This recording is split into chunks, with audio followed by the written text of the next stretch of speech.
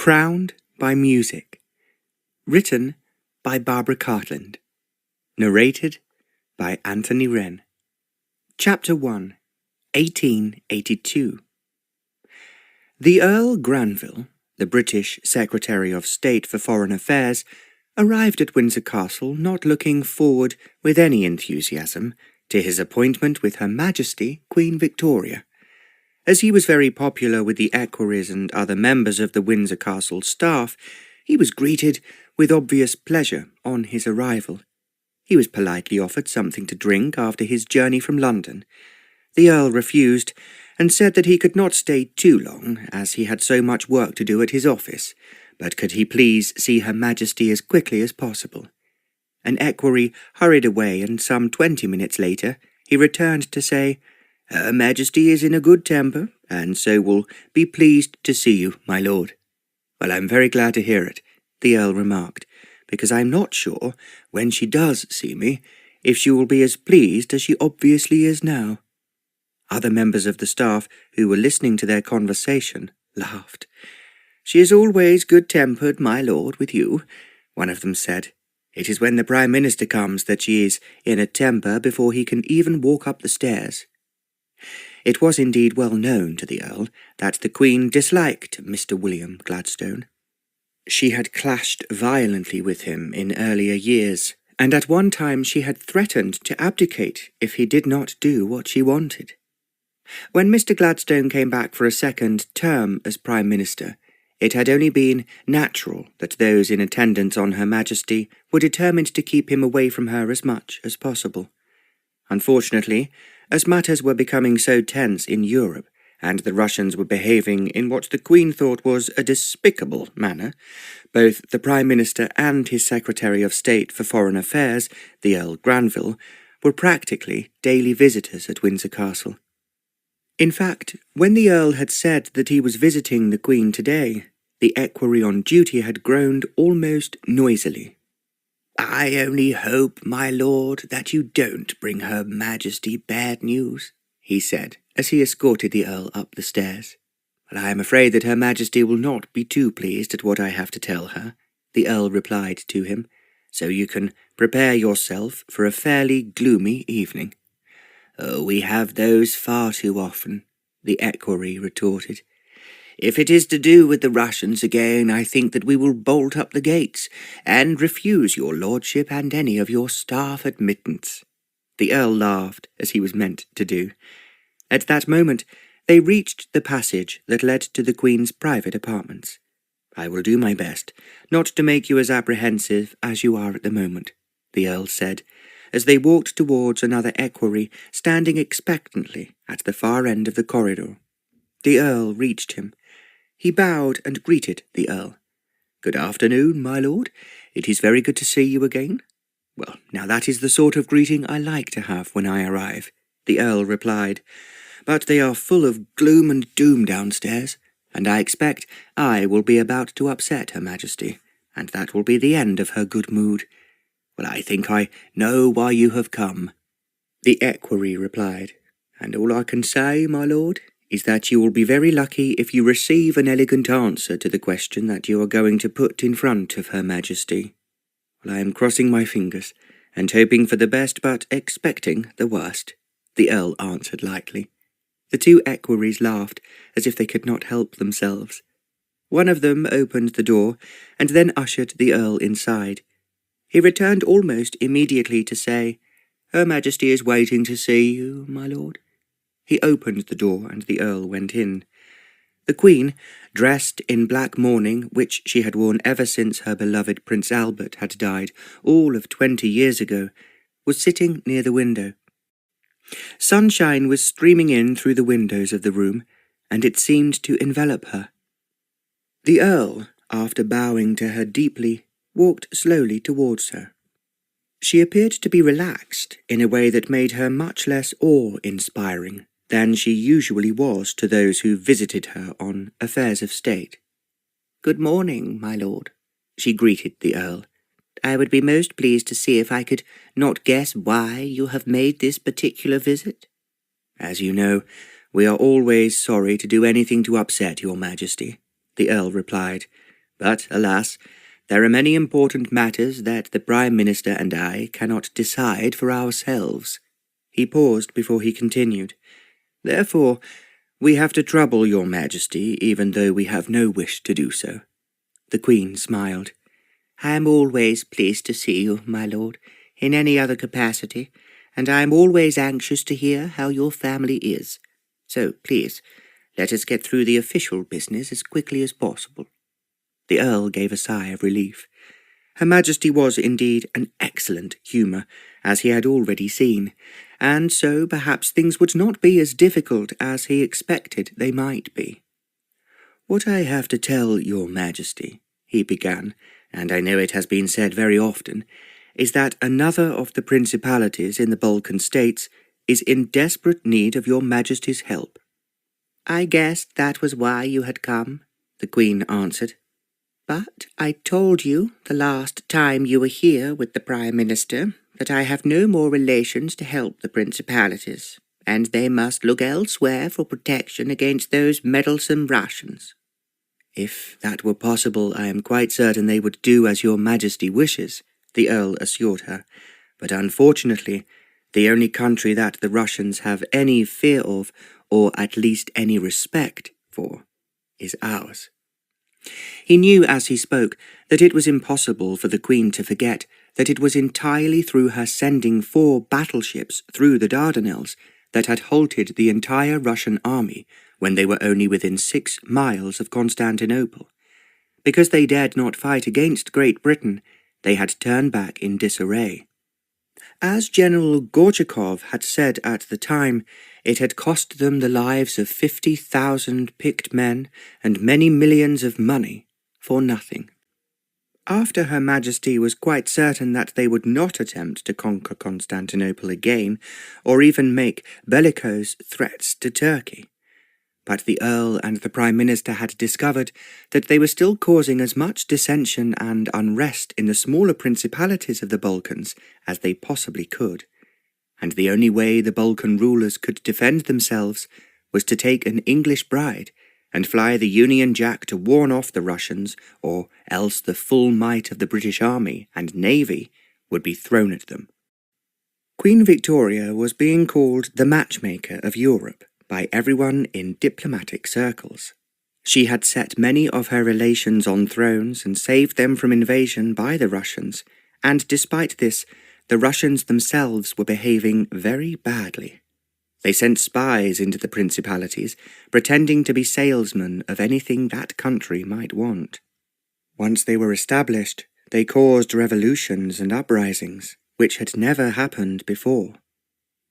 The prince of every small principality was terrified of a Russian invasion, except when he was able to fly the Union Jack beside his own flag. The Queen, who was violently against Russia, had taken a stand from the very beginning by proclaiming that she would help any principality that she possibly could. But unfortunately, as the Earl knew only too well, she had now run out of brides of royal blood who were prepared to sit on a throne even though they knew from the beginning that it was very precarious. Because the Queen was quick-witted and disliked wasting time when it was unnecessary, she said now, and her voice sharpened, "Who is asking for my help this time? I suppose I must listen to a tale of woe, even though, as you know, my lord, I am quite incapable of doing anything about it." "Well, that is exactly, your Majesty," the Earl replied, "what the Prime Minister said to me only yesterday, when, unexpectedly, we received a visit from Count Yuri Unkar from Samosia." The Queen knitted her brow. "Samosia?" she quizzed him. "Where is that?" "It is quite a small principality, ma'am," the Earl answered, "but as your Majesty will doubtless remember, it is low down in the Balkans and nearer to the Aegean. It was where your Majesty sent the British battleships, which successfully turned back the Russian army." "Of course I remember," the Queen answered him sharply. "But as I have told you already, my lord, I have no more brides for the principalities, and they must learn to fight for themselves." There was silence for a moment, and then the Earl said slowly, "Well, that is exactly what Mr. Gladstone said to me last night. But on thinking it over, because I am so sorry for the young Prince Ivor, who I happen to like very much, I suddenly remembered someone your Majesty has clearly forgotten." The Queen looked at him in surprise. "Someone I have forgotten?" she repeated. "But I have gone through all my relations, and of course those of my dear husband most carefully. I really cannot find one more who would be ready to sacrifice herself to save a Balkan prince." "All the same, ma'am," the Earl said quietly, "it was nearly dawn when I suddenly thought of someone we had all forgotten." The Queen looked at him again.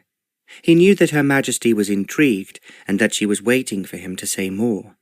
He deliberately took his time before he spoke again. "Of course your Majesty was very young when it happened, and I dare say if your mother spoke of it at all, it was not in your presence." "Who are you talking about?" the Queen asked him firmly. At the same time the Earl realized that she was now very interested and, in fact, intrigued. He therefore took his time before he continued. "I am sure, as a little girl, nothing that could hurt or upset you was spoken of in your presence, certainly not anything that caused a great deal of chatter and disapproval at the time." Now the Queen was obviously thinking back into her childhood. After what was almost a poignant silence, she said, "You have aroused my curiosity, my lord, but I must admit that I cannot understand what you are trying to say." "I am quite sure that your Majesty has never given a thought to it since you became Queen," the Earl went on. "But then, the older members of your Majesty's family will surely recall the tremendous commotion and upset there was when your cousin, a handsome young man of 27, married beneath him, and was then, to all intents and purposes, thrown out of the family." Her Majesty drew in her breath. Then she gave a little cry. "Now I know who you are talking about. It is my cousin, Prince Vladimir of Leiningen, you are talking about, is it not?" "I am indeed, ma'am," he confirmed. "And while your Majesty had not seen Prince Vladimir since he left the family in disgrace, I can tell you that he is a very happy man, and his marriage has been a very successful one." The Queen looked at him as if she could hardly believe what he was saying. Then, in a very different voice from the one she had used previously, she said scathingly, "To an actress, to a woman who performs in public, that is impossible." "Sometimes in life, ma'am," the Earl replied, "the impossible becomes the possible. In this case I have never known a man as happy as Prince Vladimir. I know that neither he nor his wife have ever regretted that they were brave enough to snub society and be married, despite the fact that they would be isolated." "You say that the marriage has been a success?" the Queen asked curiously. "A complete and absolute success. If your Majesty would look back and perhaps talk to someone who was alive at the time, you will remember that Prince Vladimir's wife was not, as was presumed at the time, a common girl who wished to portray herself on the stage merely because she was pretty enough to please the men watching her." The Earl paused. Then, as the Queen did not speak, he carried on. "She was a brilliant pianist. Because the music she composed pleased so many people, she was invited to play her own music in the theatre, and perhaps, unfortunately, her piece was included in one of the most successful and the most talked-about shows that took place in London at the time." "It should have been impossible," the Queen said with disapproval in her voice, "for a prince of the royal blood to marry such a woman." "Well, that is just what your mother and a great number of other people said," he replied. "But they did marry, and they left London, and as far as I know, have never been back since." "Then where are they now?" the Queen inquired, as if she could not help being curious. "They have been living quietly in Devon," the Earl told her. "As far as I can make out, they have never been anywhere near London since they left all those years ago, immediately after their marriage." "In Devon?" the Queen exclaimed. "How did you meet them, my lord?" "On a brief holiday I took recently, when I stopped my yacht not far from Plymouth. The Earl could see how intrigued the Queen was, and he continued. As I stepped ashore, I saw a man with a very pretty girl beside him. He was about to board a small ship that had just come into port. After I had taken a second glance at him, I realized to my surprise that the man was Prince Vladimir himself. The Queen did not interrupt him, and the Earl went on. He was just as handsome as he had been when we were at Oxford together. He had still kept that youthful air which made one feel that everything that happened to him was exciting. He certainly appeared to be delighted to see me, and we reminisced for quite a while about our time at university together. I understood at the time that he had disappeared completely, the Queen said, and no one knew where he was. That is true, ma'am, the Earl confirmed. A great many people thought that he had gone abroad. As they said, it was the right place for him after marrying beneath himself in such a disgraceful manner. He hesitated, and then the Queen asked, But they were mistaken. Very much mistaken, as it happens, ma'am. They are, although it may be difficult to believe it, still blissfully happy and still thrilled with each other. In fact, it would be somewhat difficult for me to say that I have ever seen two people happier than they are. How extraordinary, the Queen exclaimed. Of course now Prince Vladimir has a family, the eldest being a very beautiful girl called Linetta. There was silence, and then the Queen inquired, Does my cousin still call himself Prince? They live in a very small village in the centre of Devon, the Earl explained. I think the people there know all about him and admire him as much as he was admired when he was one of the smartest and most popular young gentlemen in London. There was a short pause before the Queen asked, as if she could not help herself, And his wife? His wife is still very beautiful, and I believe is still playing the piano brilliantly, as she did in the theatre. The Queen coughed and commented, I cannot really believe what you are suggesting, my lord. The Earl smiled. I knew that your Majesty would guess without my telling you why we are talking about your cousin. How old is the girl? The Queen demanded. Linetta is 20 on her next birthday, and not only as beautiful as her mother, but if I am to believe her father, she is just as talented. She plays the piano too, the Queen retorted. Is she going on the stage as well? Most certainly not, ma'am, the Earl replied, and there was a sharpness to his voice. He composed himself a little before he went on. Prince Vladimir has very decided ideas about his family. The boys, I understand, have gone to Eton, but are not using their title because it might prejudice people at the school in one way or another to treat them differently to the other boys. And the girl? The Queen asked. Linetta, I understand, is called Lady Linetta by the village people, simply because her father's friends call her that to save any embarrassment. And my cousin himself? The Queen inquired, as if it was an effort to do so. He explained to me that he thought it would be a big mistake to be a prince, especially as he had no wish for people to know the trouble he had caused in his family. So merely he calls himself Baron, which naturally is quite true, as he is one, as well as being a prince. And his wife has been content with all this? The Queen asked, as if it did not seem possible. She is content with anything as long as it makes him happy. That is why I can honestly say to your Majesty that they are indeed the happiest couple that I have ever met, and as much in love now as when they ran away together. He was thinking as he spoke of the commotion the scandal had caused in the royal family at the time, and how the newspapers had tried so hard to find out where they had gone and failed. Because Prince Vladimir had been so well known in the London social world, and continually written about in the court columns, the idea of him running away with a girl in the theatre was, of course, a major sensation at the time, and the gossips had a field day. It was the sort of news that was reported in detail in every newspaper at the time.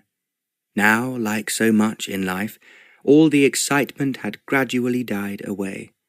Prince Vladimir and his beautiful actress wife once they had vanished from London, were eventually forgotten, and no one asked about them again.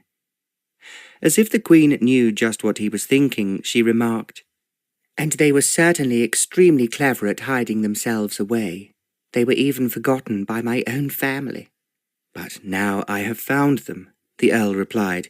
"It seems to me, ma'am, that Linetta is the perfect prospect for your Majesty to now suggest as a bride for Prince Ivor of Samosia." He paused before he went on. "After all, she is a princess by birth. I just cannot imagine that a stigma of any sort will be an obstacle after all these years have passed by, when her father and mother have been out of sight and out of mind." He gave a little laugh before he added, "Even I was rather surprised to see them alive.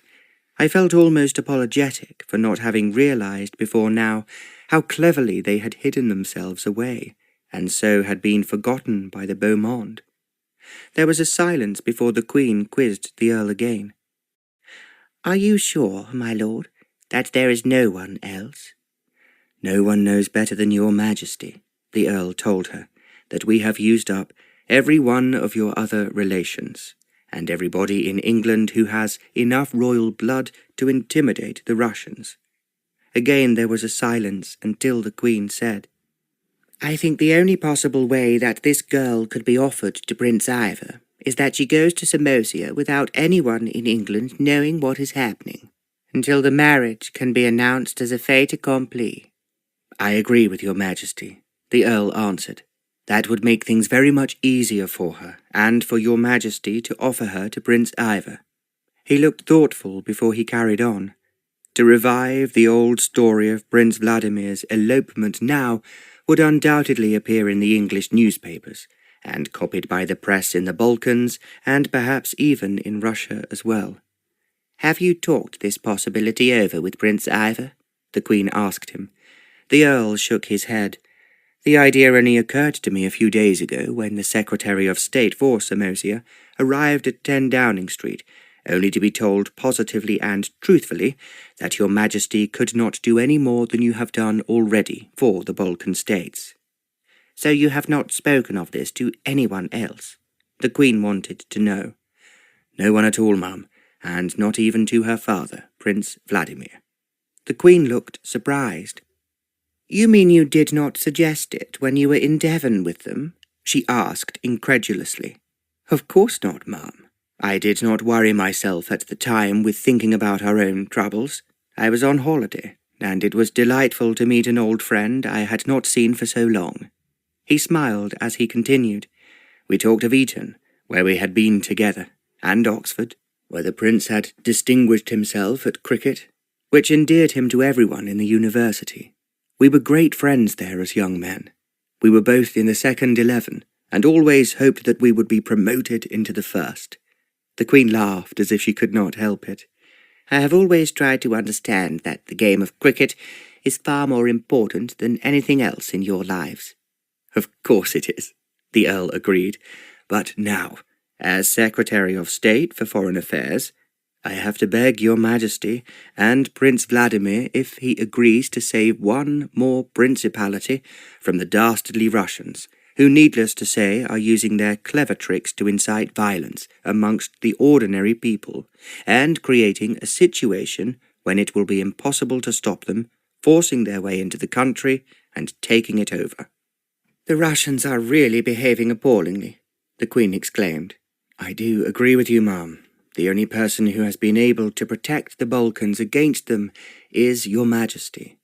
There was a long pause before the Earl said, "I could not help thinking it was almost a gift from heaven when I came back to London to find the Prime Minister absolutely certain there was nothing we could do to help Prince Ivor, and saying to everyone who suggested it that it was useless to bother your Majesty for yet another relation."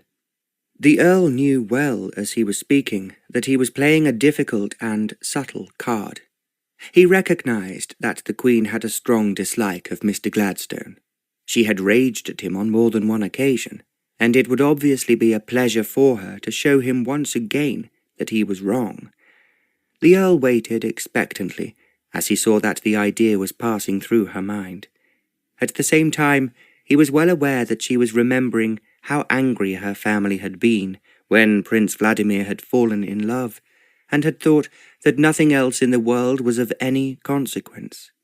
He was right, the Earl told himself, but it would be a great triumph for matters of the heart if the daughter of a man who gave up everything that had been important to him for love should become, to all intents and purposes, a queen. There was a long silence, yet it now seemed to the Earl as if the sunshine was deepening and becoming more brilliant than it had been when he entered the room. When at last the Queen spoke, it seemed to the Earl as if he had waited an eternity for her to do so. "What I suggest, my lord," she said slowly, "is that you go back to Plymouth, where you found your friend, and tell him that, if his daughter wishes to become the bride of Prince Ivor, I will then give her my blessing and protection, and she may proceed to Samosia as soon as it is possible to arrange suitable transport for her." It was with an effort that the Earl prevented himself from cheering. As it was, he merely bowed a little lower than usual as he said, "Your Majesty is most gracious and understanding. I know in saving the people of Samosia from being overrun by the Russians that your Majesty will have the gratitude of every person in that country, and throughout the Balkans as well. I have one thing to add to what I have already said, and it is very important," the Queen declared. The Earl waited, hoping that she had not changed her mind. Then she said firmly, "No one is to know, my lord, that I have given you my permission to go to Plymouth, to see Prince Vladimir, and to discuss this delicate matter with him." She stopped for a moment before she went on. "It would be a great mistake if by any chance the prince does not wish his daughter to undertake such a task, and the newspapers then learn that we were obliged to tell Samosia that we could not assist them in any way." The Earl bowed. "I understand, ma'am, and I think it is a very wise and sensible thing to do, and you can, of course, trust me implicitly. So I will take a little time off from my work to travel to Plymouth, and will then be able to bring you back the answer. As you have already told me that speed is of the essence, I will let you proceed at once," the Queen said. "I will be hoping to hear from you in 4 or 5 days, my lord." The Earl realized that she was working out in her mind how long it would take him to reach Devon. He thought that the quickest way would be to go by train. However, he did not say this, as it was not pertinent how he travelled to Devon, so long as he did. Instead, he bowed once again as he said, "I can only thank your Majesty for being so very understanding, and to realize the importance of keeping the Russians firmly in their own country, and well away from the Balkans." "It is something they have no intention of doing," the Queen replied, "but that is what you have to make the Prime Minister understand, although I would admit that it is a hard task." Her voice changed noticeably now that she was speaking about Mr. Gladstone. Because the Earl knew how much she disliked him, he said quickly, "I can only thank your Majesty from the bottom of my heart for being so understanding. I hope to return with good news as quickly as possible." The Queen held out her hand, and he bent over it. Then he moved slowly backwards towards the door. As he reached it, it was opened, and he went out. The same equerry was waiting outside, and said as the Earl reappeared, "You have been quite a long time, my lord. I was hoping that things were going smoothly." "Very smoothly indeed," the Earl replied. "In fact, I have left you nothing to worry about, which I know is to your satisfaction." "Oh, it certainly is, my lord. Would you like some tea or a glass of champagne before you leave us?" "Well, unfortunately, I will now have to return to London immediately," the Earl answered, "as I have a meeting this evening. But many thanks for your offer, and on another occasion we will then propose the health of Great Britain's success in everything she may undertake." "I will certainly drink to that," the equerry laughed. They reached the ground floor and walked to the front door where the carriage that had brought the Earl to Windsor Castle was waiting. He thanked the equerry for looking after him and shook him by the hand. Climbing into the carriage, he told the driver to go back to London as quickly as was possible. As they turned out of the gates of Windsor Castle, the Earl was thinking with satisfaction he had brought off what he might well consider a complete triumph. The one difficulty would be, he thought, to curb the Prime Minister's tongue, and he therefore decided to say as little as possible to him. Equally, he realized that the Secretary of State for Foreign Affairs for Samosia, Count Yuri Unkar, would be waiting for him at his office. He was a very well-spoken man to whom the Earl had felt friendly from the first moment they had met. He had been most polite and apologetic in asking for England's help. But as he had said, it was the only chance they had of saving themselves from the greed and ambition of the Russians in expanding their already enormous empire, and to seize as much power as possible in Europe and to extend their reach to the Mediterranean. And most of all to save Samosia, which was a large and prosperous country, would be a triumph for Britain, and surely prove to be another disaster and disappointment for the Tsar. From all accounts, Tsar Alexander III was a very unpleasant man who was already generally disliked by his own people. He was absolutely determined to gain more land in the Balkans for Russia. At the same time, the Earl suspected that his mind was on a very different matter. In fact, it was being whispered that the Russians desired eventually to conquer India and take it away from the British Empire. Many Cossacks were already rampaging over Asia and doing a great deal of harm to the small local tribes. They were, he had been informed secretly, creeping nearer and nearer to India every day. They were using their increasing power and their fast horses to ensure that a great many places in Asia were now under Russian rule. The Earl sighed as he thought that India would have to defend herself very much more than she was doing at the moment, and if she did not, the Russians would obtain a victory that would be a bitter blow to the Union Jack and Great Britain's influence in the world. When he arrived back in London, the Earl learned at the War Office that the Prime Minister had received an urgent message to visit someone of great consequence who lived in Norfolk. As this was the opposite direction from where he would be going the next morning, the Earl thought that he had every reason to be delighted that the Prime Minister was not there to question him. Telling a junior official that he had been called away on important family business and would not be able to communicate with the Prime Minister until he returned, the Earl made it clear that he had nothing special to say about the afternoon's visit to Her Majesty the Queen at Windsor Castle.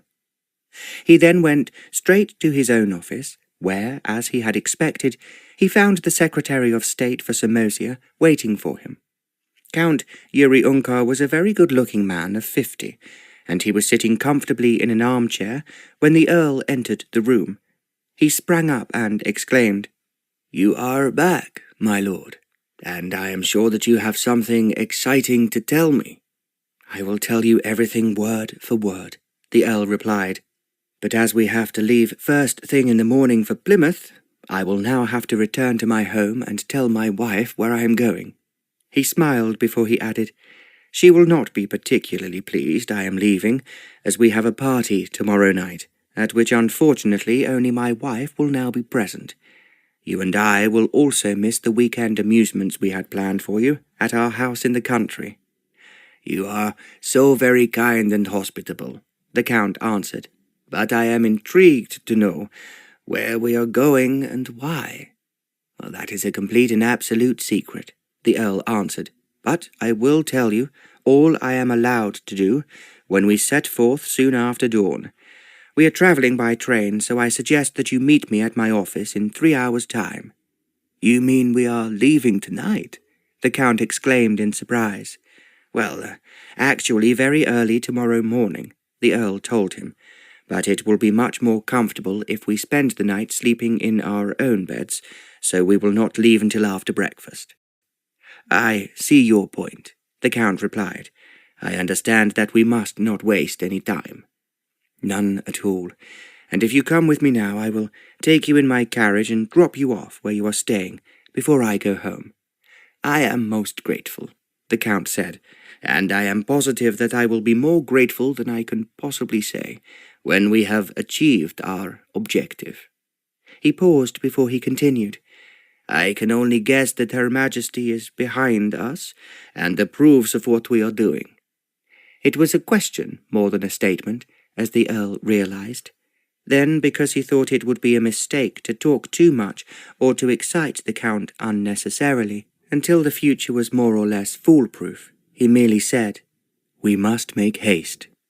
As he spoke, he turned away to give instructions to his assistant of where he was going in the morning, and to reserve 2 first-class tickets for him on the early train to Plymouth.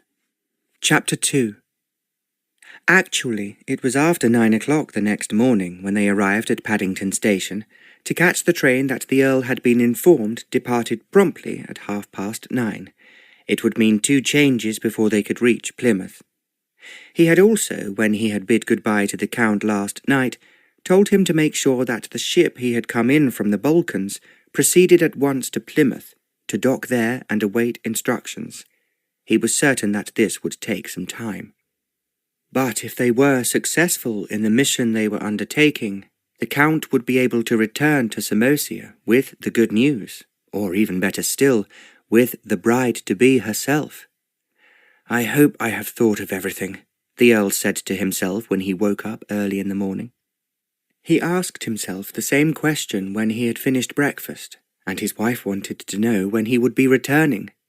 "As soon as I can, dearest," he replied, "but you know what people are like. It is so often impossible for them to make up their minds as quickly as you have always done." His wife laughed and kissed him. "Take care of yourself," she said, "and I will try to keep the wolves from the door while you are away.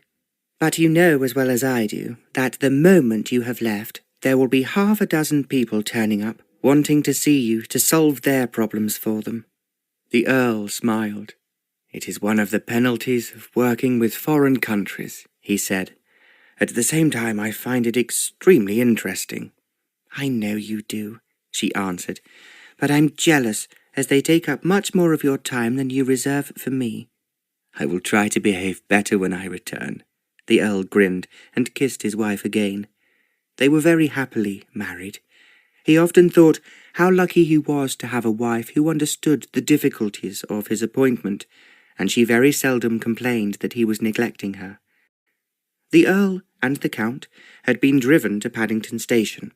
They found that the Earl's secretary had reserved a comfortable first-class carriage for them, and had informed the restaurant car that they required a table in a quiet part of the carriage. This was always essential when the Earl travelled, just in case anyone should overhear what he was saying.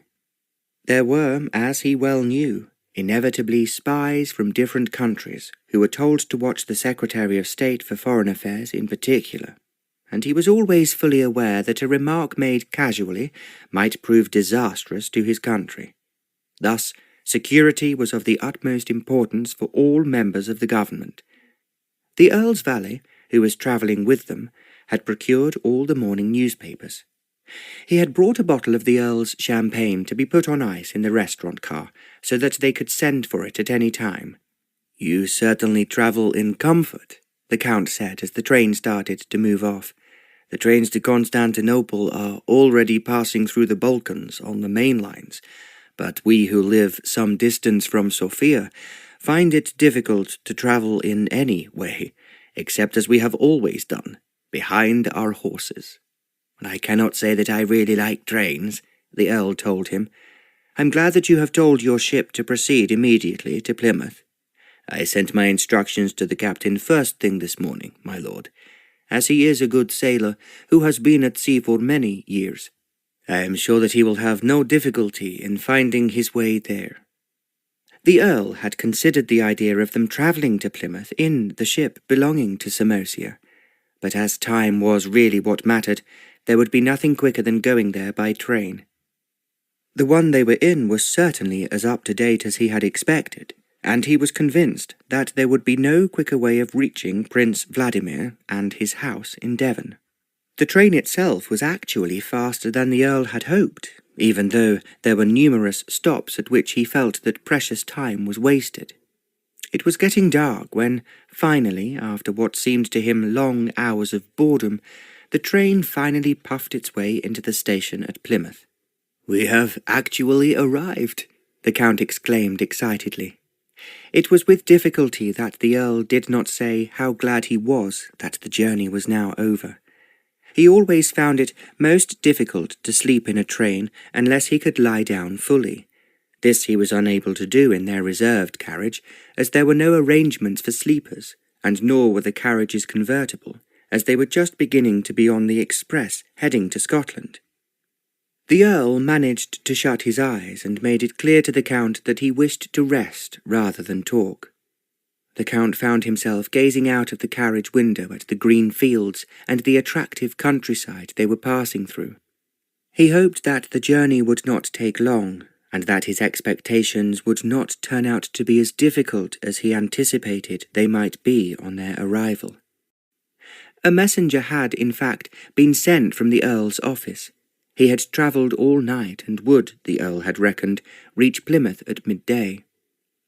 Prince Vladimir would therefore be aware of their arrival several hours before their train reached Plymouth, and would not be put out if they had arrived at his house suddenly and unannounced. "I only hope," the Earl said to himself, "that he will meet us at the station." It was only because the Count had been so eloquent in explaining the terrible situation they were in Samosia that had made him realize that it would be cruelty to delay matters any more than was absolutely necessary. In fact, the Earl thought, as the train drew to a halt, that he could not imagine any government department, except his own, moving so quickly. The Earl knew that if the Russians were causing trouble in Samosia, it would be very cruel as well as being disastrous to deny them the help he hoped and prayed that he would be able to offer them. To his great relief, there was a carriage waiting at the station. As soon as the footman found out who they were, their luggage that had been supervised by the Earl's valet was hurriedly taken to a porter. As they finally drove away from Plymouth station, the Earl gave a deep sigh of relief. There was always a distinct possibility that Prince Vladimir might have been away from his home, in which case their journey would have been a complete waste of time, or he might have been reluctant to receive visitors thrust upon him unexpectedly. The Earl, however, always found that the average person extended a deep respect for those who served their country in the cabinet. He had learned that a call from the Prime Minister or any of his colleagues was in itself as vital as a summons from Windsor Castle. "Well, we are here," the Earl said, as the closed carriage, drawn by two well-matched horses, set off at a brisk pace. "I think you are really splendid, my lord, in how swiftly you have arranged everything," the Count told him. "I only wish that we could be as effective in Samosia as you are in England.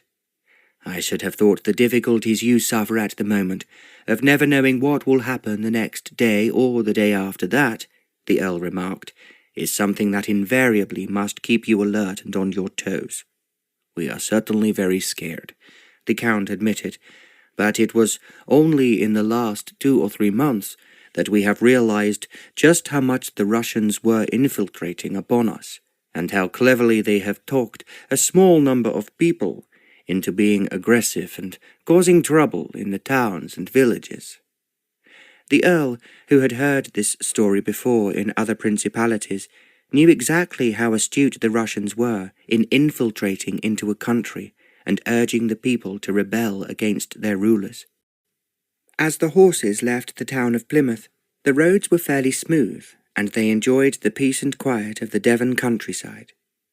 The Earl thought how fortunate the English were to have no fears of an invasion or of infiltration by foreigners who wished to conquer their beloved country and enslave their people. He could easily understand how nerve-wracking it must be to never quite be certain when one woke if the people were in revolt, or if the Russians were moving across the border to take over villages and towns before the inhabitants had any idea of what was happening. "I must help this man as much as I can," the Earl thought to himself, and he knew that it was only a question of time. Once the Russians had taken hold of the country and deprived Prince Ivor of his throne, it would be almost impossible for anyone to do anything about it. He just hoped that Prince Vladimir, who he recalled now called himself a baron, would not prevaricate or waste time unnecessarily. Prince Vladimir's house was only 10 miles from Plymouth. After passing through numerous cornfields and then a large wood, they came in sight of a most attractive manor house nestling in a pretty green valley not far from a small village. As they drove up a long drive with silver birch trees on either side of it, the Earl could see in front of them a delightful country house. Its windows were glittering in the sunshine, and just in front of it was a small stream running under a bridge towards a small lake. The carriage came to a standstill outside the front door, which was reached by several steps. A footman in a very smart livery was in the process of laying a red carpet down them. As the Earl climbed out of the carriage and walked up the steps, followed by the Count, a butler with grey hair bowed politely. "His lordship is waiting for you, my lord," he informed the Earl, "but he did not expect you to arrive so quickly from the station." "We did not waste any time," the Earl replied, "and surprisingly our train was not late." The butler smiled. "You can never depend on them trains, my lord," he answered.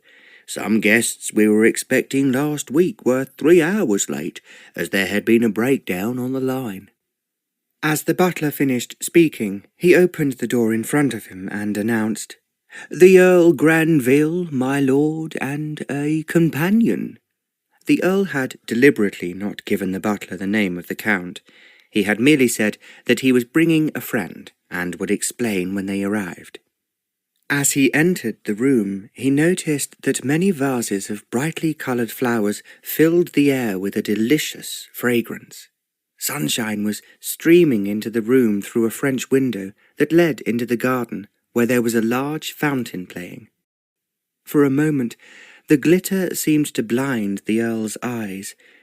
It was only seconds later that he realized that Prince Vladimir was standing in front of him and holding out his hand. At 46 years of age, he was still as handsome as he had been before he left London forever, and it was not difficult to understand why he had been so popular with the beau monde of the time.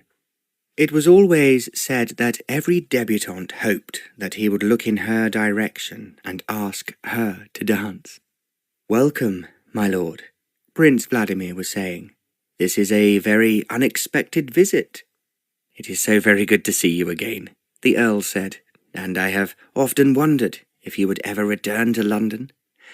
"I am perfectly happy where I am," Prince Vladimir answered. "As you know, I have been away for so long, I would hardly know my way down Piccadilly." The Earl laughed. "But I'm sure that's not true," he retorted. "If you did come back, there would be many willing hands to show you around again." "Well, fortunately I have no intention of returning," he answered. "But please do sit down, and I expect after that tiring journey, which I am very glad to say that I do not have to undertake, you would welcome a drink." "We would certainly not refuse one," the Earl said. "Now, let me introduce you to someone I have brought with me, who is the reason for my visit to you." He introduced the Count. He was well aware that as Prince Vladimir shook his hand, he was looking at him curiously. The Earl thought, with a feeling of concern, that it was somewhat suspiciously. As if the butler knew what was expected of him, he entered at that moment with a tray on which there was a bottle of champagne. There were also a number of petits fours on a silver salver. The drinks were handed round, and when the butler had left the room, Prince Vladimir said, "Now, let's get down to business. I do realize that you have come here in a hurry, and so I don't wish to waste your time or mine." "That is true," the Earl murmured. "To waste time would, as I am sure you are well aware, give the Russians an advantage they would not ignore." The Russians. Prince Vladimir repeated the words just beneath his breath. At the same time, there was a question in his eyes that told the Earl he was now suspicious as to why they were there. "I think, Your Royal Highness," the Earl began. Prince Vladimir held up his hand. Wait a moment," he said. "I think you are aware that here I am a mere baron, which I called myself when I left London. Most of my servants here have no idea that I have any other title." "Oh, I'm sorry." The Earl apologized. "I will not make the same mistake again. Equally, it is difficult for me not to remember you as you were when you used to come and stay with me, and play in the cricket matches we arranged every year." Prince Vladimir smiled. "That is true, and of course I have not forgotten. At that time you called me by my Christian name, and that is how it should be now." The Earl chuckled. "Very well, Vladimir, and may I say that you have altered very little during the years?" "Well, thank you indeed, George," he answered. "Now, you must tell me, please, why you are here." "That is just what I was about to do," the Earl said. "I hope you will understand, without my going into details, the menace the Russians currently are to Bulgaria and other Balkan states. Therefore, I think you will guess why the Secretary of State for Foreign Affairs, Count Yuri Unkar, is with me." He saw Prince Vladimir stiffen. He knew, because he had always been very quick-brained, that he had already guessed why he and the Count were now sitting opposite him. And the Earl thought that it was only right for him to put his project clearly in front of Prince Vladimir. So he stated firmly, "Samosia, where my friend the Count is Secretary of State for Foreign Affairs, is now on the verge of being invaded by the Russians." He hesitated before he further explained. "His country, as I am sure you know, is very close to the sea, and the Russians need, above all, an exit into the Aegean that will lead them into the Mediterranean." The Earl could very easily see by the expression on Prince Vladimir's face that he was well aware of this, and went on. "Her Majesty Queen Victoria has, as I am sure you know, sent a good number of her relations as brides to the principalities of the Balkans. She is rightly now known as the matchmaker of Europe." Yes, Prince Vladimir said hurriedly. "Please, go on." "Well, now, another prince has begged for her help, and as she has no more relatives, she thought that she must refuse him his request point blank, and let Samosia suffer." There was a long silence as the Earl finished. Then, at last, as if the tension was too much for him, the Count spoke up. Please, Your Royal Highness, if you do not help us, the Russians will move in, and I expect, as happened in so many principalities, that they will kill the prince and his family, and take over the whole country." There was another poignant silence. Then Prince Vladimir said, looking at the Earl rather than at the Count, "I knew when your messenger said that you were accompanied by a Samosian, that there was a reason why you were seeking me out after all these years, when I had thought that everyone had forgotten me." "You are still a cousin of Her Majesty the Queen," the Earl declared quietly.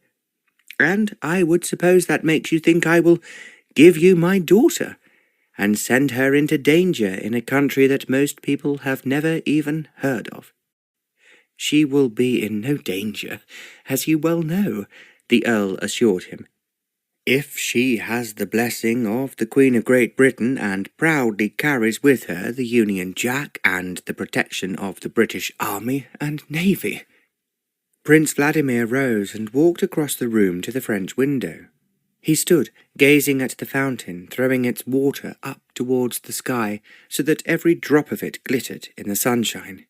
Then he said, without turning round, "I have been happy, so happy here with my family, and I know that they have been completely happy with me." He hesitated before he continued.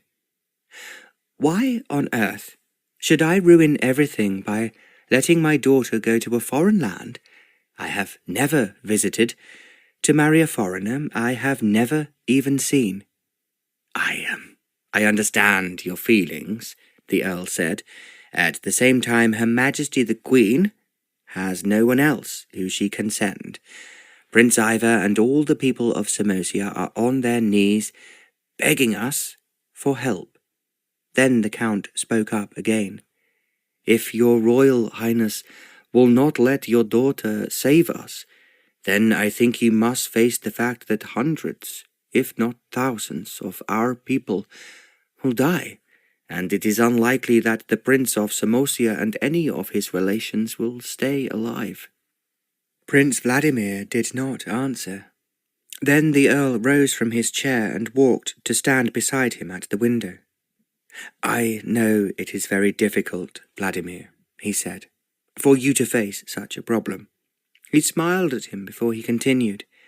"I promise you that I will not have suggested it if I had not felt it wrong for England to let the Russians take over a country that could in consequence be a grave danger to our people, as well as to those countries bordering the Mediterranean."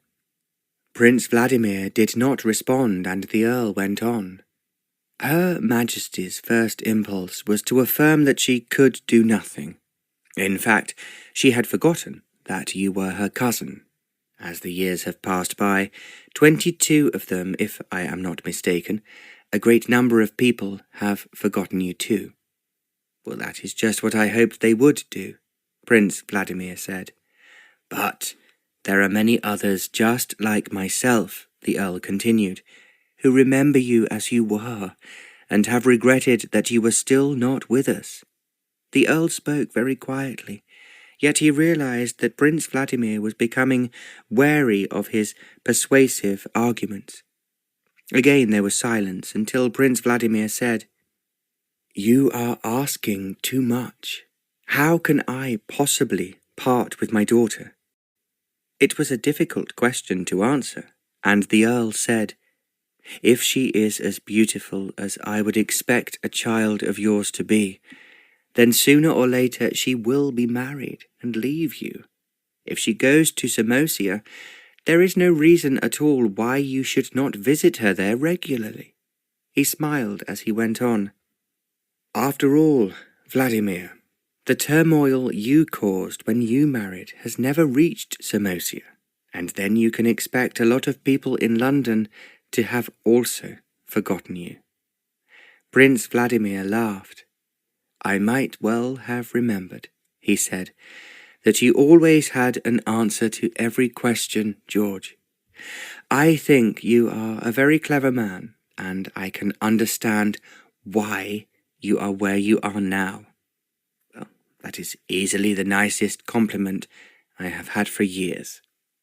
The Earl looked serious as he continued. "I realize, Vladimir, that this is a terrible problem for you. But then for your daughter, it is a chance of making herself not only the saviour of Samosia, but because she is your daughter, she could make it one of the most famous and respected countries in the whole of the Balkans, and even of Europe too." Prince Vladimir let out a deep sigh, and there was silence for what seemed to the Earl a very long time. Then he suggested, "I tell you what we must do now. You must talk to Linetta. She must be the one to decide her own future. If you are persuasive enough, you could be able to make her realize that this is an opportunity for her to save the lives of thousands of people, or just pass by on the other side."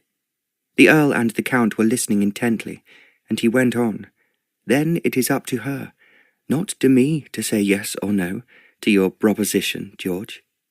Without waiting for the Earl's reply, he turned and walked to the mantelpiece and pulled on the bell rope that hung beside it. As if he felt that he needed sustenance, he walked over to where the butler had put the champagne and poured himself another full glass before he then offered it to his guests. Both men refused, as they still had some left in their glasses beside them. The door opened, and the butler appeared. "Please, will you ask Lady Linetta to come to me here, Hunter?" Prince Vladimir ordered.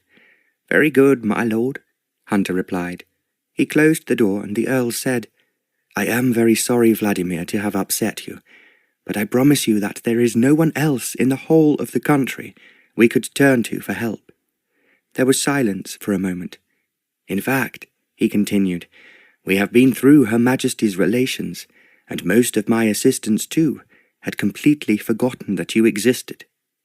I presume that you were the only one who remembered it," Prince Vladimir said sourly. "It would be impossible for me to forget you, when we were such good friends," the Earl replied. Prince Vladimir gave another sigh. "We have indeed had some happy times together in the past, George. And I would like to have more of them now," the Earl answered. "But then you hid yourself away very cleverly. It was only a year ago that I happened by chance to learn where you were." "I am glad I was bright enough to cover my tracks," Prince Vladimir retorted. The Earl was about to answer him when the door opened and a girl came in. As she walked across the room, the Earl turned to look at her. He was wondering if, after all this, she would be a disappointment. Then, as she came towards him and he looked at her critically, he realized that she was in every way exactly what he had hoped she would be. He recalled that her mother had been acclaimed as beautiful, and her father had always been outstandingly handsome. It was not surprising, therefore, that she was lovely in a very different way from any woman he had ever seen before. In fact, there was only one way to describe her: ethereal. Her hair was fair with an occasional touch of red in it. Her eyes were the blue of the Mediterranean, and were framed with dark eyelashes. He somehow expected her to be like so many of the English aristocracy, which was to be pretty, but without the outstanding features that would make her different from her contemporaries. As the Earl had been aware, Linetta was 20. Being a tall girl with an exquisite figure, she walked elegantly across the room. Not, as was expected of an English debutante, but with a grace that somehow made her appear exceptional and enchanting at the same time. She was so completely different from other women in a way that he could not explain. As she drew nearer, the Earl realized that she was lovely in an individual manner of her own. Her skin was perfect, and her face was dominated by the largeness and the unique beauty of her eyes. Her neck was long, and this made her seem taller than she actually was. She would make a perfect queen, he thought to himself. He knew that if she sat on a throne, everyone seeing her would find it just impossible to look away or to notice anyone else. As Linetta reached the Earl, she looked up at him and smiled, saying, "Papa was astonished when he was told that you were coming here today, my lord. But I have always wanted to meet you, because he so often talked about the exciting games of cricket you arranged at your house, and he said that you were undoubtedly the best bowler in the team." "Well, that is certainly true," the Earl answered. "May I say that he has been greatly missed. But I hope your brother is as good at cricket as your father." "He is in the first 11 at Eton," Linetta said proudly. "But of course, he will be leaving Eton next year and going to Oxford, where he hopes he will be chosen to play in the University 11. "If he is anything like his father, he most surely will be," the Earl replied. "I must tell him that, my lord. I know it will make him very keen to go to Oxford. At the same time, he is not sure if he would not rather go to a French university than an English one, or even go to Italy to study art in Florence or Rome." Linetta glanced at her father as she spoke. Prince Vladimir turned to the Count and said, "You see, I have difficulties even in my own family. If I am allowed to choose, I would want Charles to go to Oxford." "Where you yourself excelled at cricket," the Earl intercepted, "and I enjoyed rowing with you in the boat races more than I have ever enjoyed any sport." The two men laughed. Then, unexpectedly, Linetta asked, "But why are you gentlemen here if it is not an impertinent question? Why was Papa so upset when your messenger arrived earlier this morning to tell us that you were coming to see him?" She moved towards her father. Then, as he looked almost appealingly at his friend, the Earl suggested, "Please, sit down, Lady Linetta, and let me tell you that my friend and I have come here especially to see you." "To see me?" Linetta cried in astonishment. "Why should you want to see me?" The Earl thought that many men would be able to answer that question quite simply. But aloud he said, "We have a most important proposition to put in front of you. I hope that you will listen to it and study it in the same way as your father studied at Oxford, and, as you doubtless know, won first-class honours, which he had worked very hard to achieve." "Is it as bad as all that?" Linetta asked.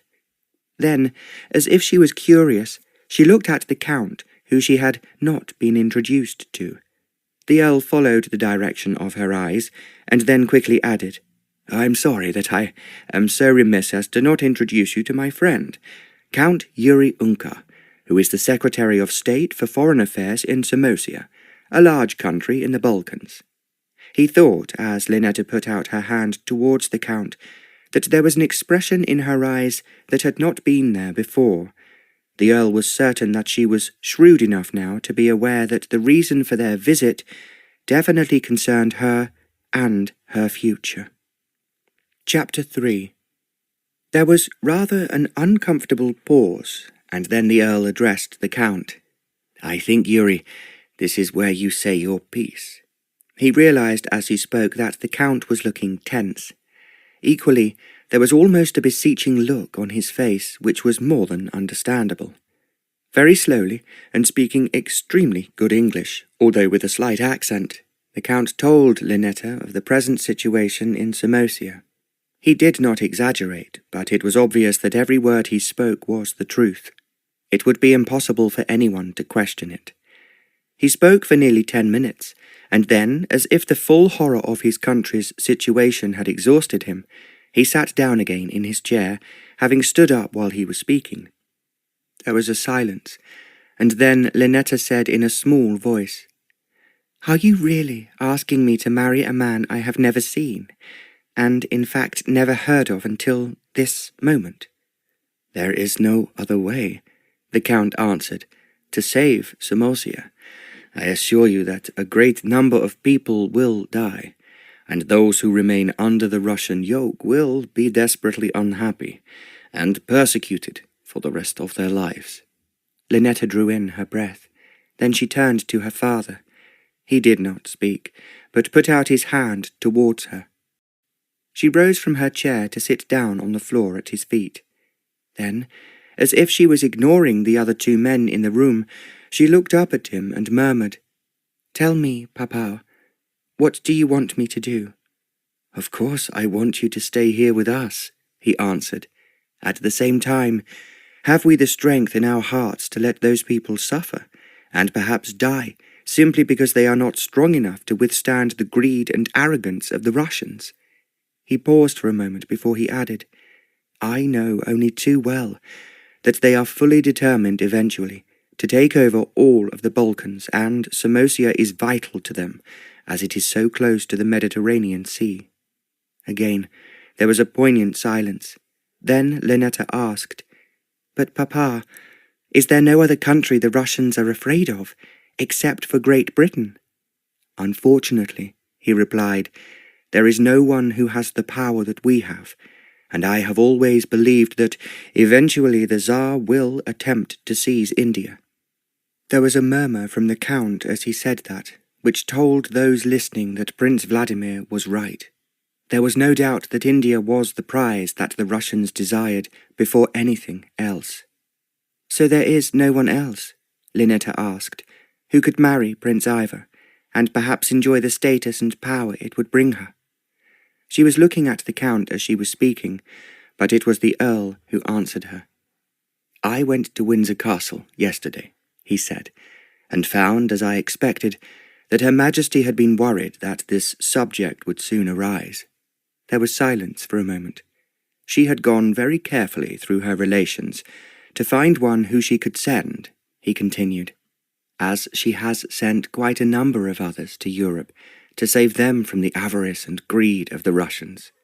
He paused before he went on, but Her Majesty professed that she had searched most diligently amongst her family, and could find no one available until, unexpectedly, she remembered your father. I thought no one would remember the commotion that I caused over 20 years ago, Prince Vladimir said with a sarcastic note in his voice. It would be difficult for anyone who knew you well to forget you, the Earl pointed out.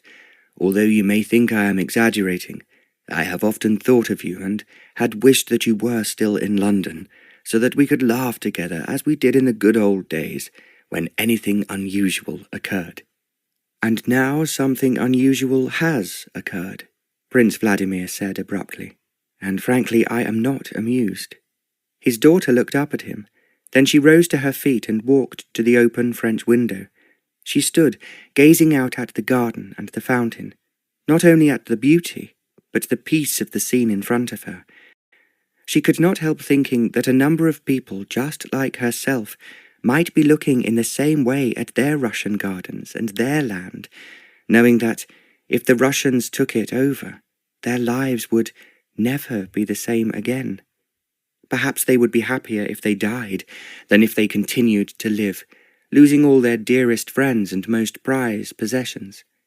Then Linetta looked up at the sky. Instinctively, she was praying to God, to whom she had said her prayers to ever since she was a small child.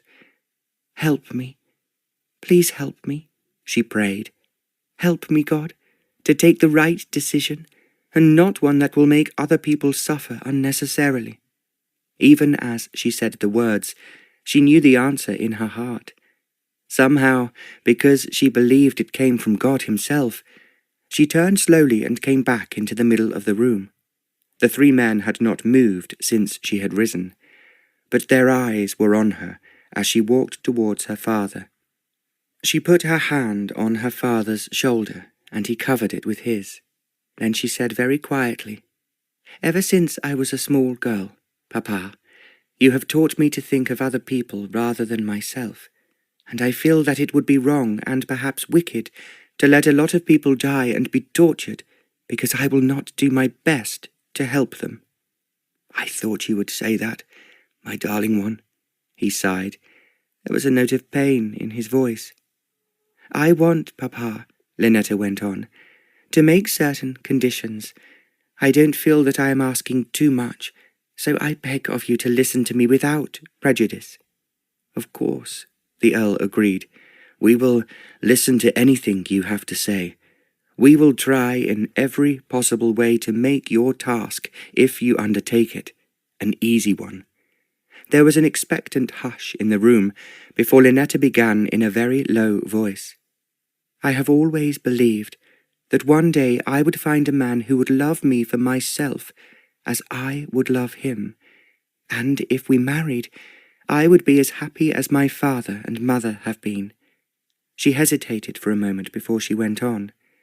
"When I was old enough to understand it, Papa told me how horrified not only his family, but the society they moved in were, when he fell in love with my mother."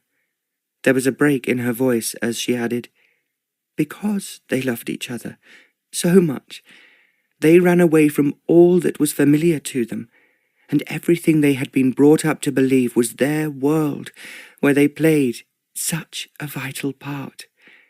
She drew in her breath and her fingers tightened on her father's, as she said, "I never imagined that two people could be so very happy, or that my home was so filled with love that it has seemed to me impossible to ever want to leave it or to try and find someone I would love in the same way as my mother loves my father." Both the Earl and the Count were deeply moved by the way she spoke, but said nothing. After a moment, Linetta took out her handkerchief and wiped away a tear, and then she went on. "You will therefore understand, at least I hope you will, that I cannot marry a man I have never seen, someone I might dislike or even hate rather than love." "I can understand that," the Count said very quietly, before anyone else could speak. "I thought perhaps you would," Linetta murmured. "So I am asking for a little time before I make my final decision." "Time is the one thing that is difficult to give you," the Count answered. "As his lordship well knows, the Russians are very swift in their movements. In fact, they have begun their work in Samosia and achieved quite a lot of progress before we realized just how dangerous they can be. I have read in the newspapers all about the way the Russians are behaving, Linetta said. It horrifies me, even though I had no idea it might have anything personal to do with me. At the same time, I have my own life and future to consider. She glanced at her father before she added, Therefore I cannot say yes to your proposition of marrying the prince until I have seen him and know if it is possible for me ever to be his close friend, let alone his wife. The Count made a helpless gesture with his hands. Then, what can we do? He asked. That is what I'm going to tell you. Linetta looked at her father again, as if he gave her strength. He knew, from the way her fingers trembled in his, that she was very nervous. Take things slowly, my darling, he said. We are all listening, and you have every right, if you are to make such a great sacrifice, to ask for anything you want at this moment. Linetta turned to the Count. Tell me, she asked him, although perhaps it is a question I should have asked before. Have you a family of your own? I have indeed, the Count replied. My wife and I are happily married, and we have 3 children.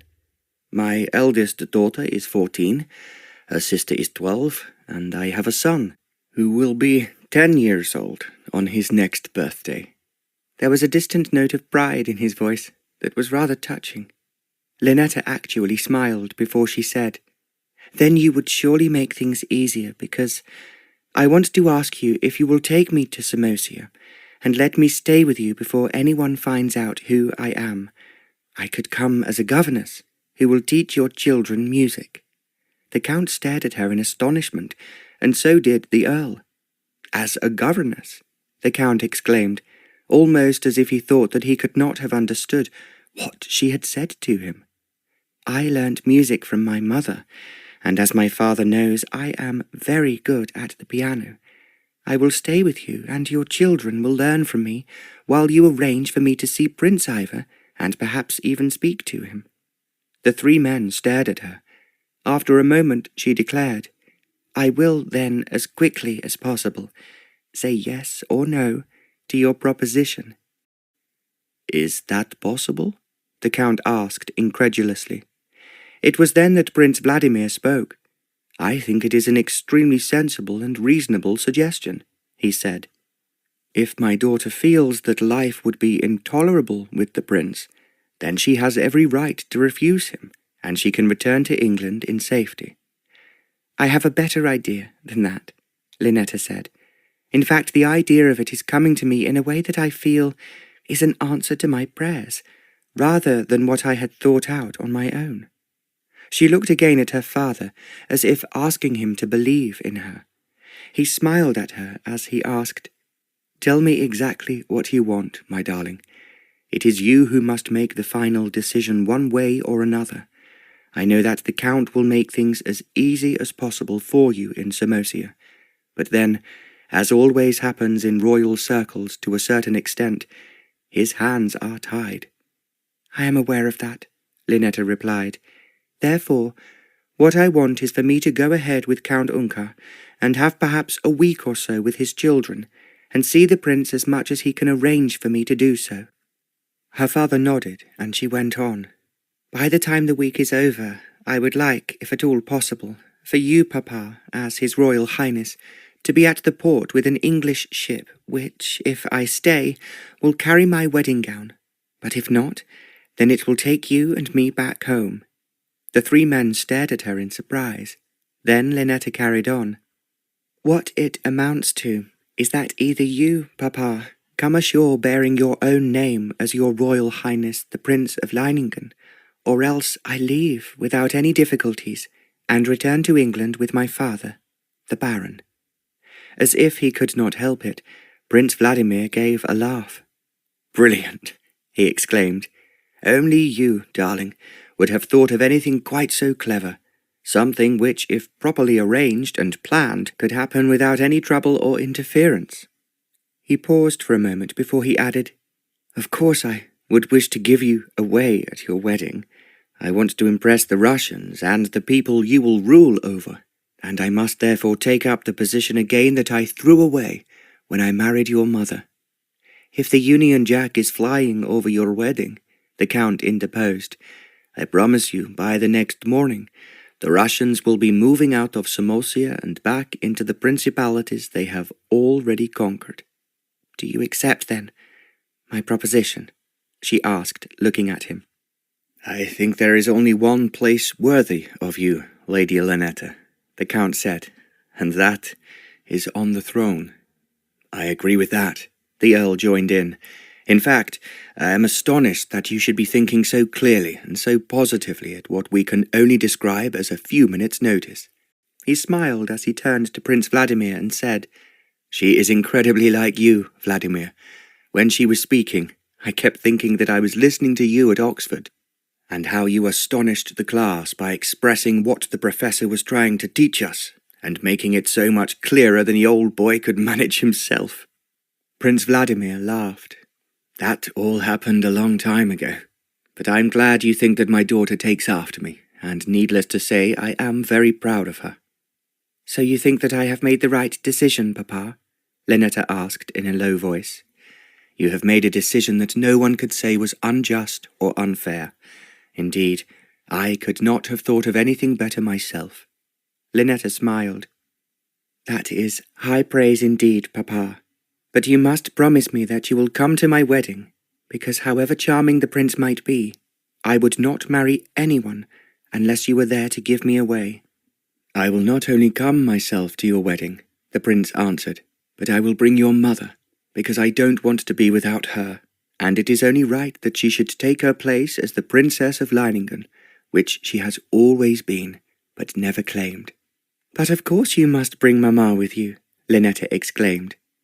"If anything would induce me to marry the prince, even if he is not as handsome as I want him to be, it would be because you, Papa, and Mamma have hidden yourselves away for too long. If you come back to the world in Samosia, then I think it would be good for both of you." Prince Vladimir laughed again. "You see," he said, turning to the Earl, "out of the mouths of babes and sucklings, one always gets the truth." There was silence for a moment. "Although I am quite happy as I am," he continued, "perhaps there is work for me to do somewhere in the world, which would be of advantage to more people than I can employ on the small piece of land that belongs to me here." "I think that you and your daughter are both exactly what Samosia wants at this moment," the Count said. "I can only thank you, Lady Linetta, for the brilliant way in which you have solved this problem, and your bravery in saying that you will come to Samosia." Now he took Linetta's hand in his and kissed it in the French fashion. She smiled at him before she said, "You must not forget that if I don't like the prince, and there is always the chance he may dislike me, I must leave without any difficulty and without any fuss." "I promise everything shall be exactly as you have asked for it," the Count said. "Of course, if I do my part of the bargain, I am sure that the Earl, in his important position as a British Secretary of State, will do his." "I don't think that there will be any difficulties in me carrying out exactly all that Lady Linetta has asked of us," the Earl replied.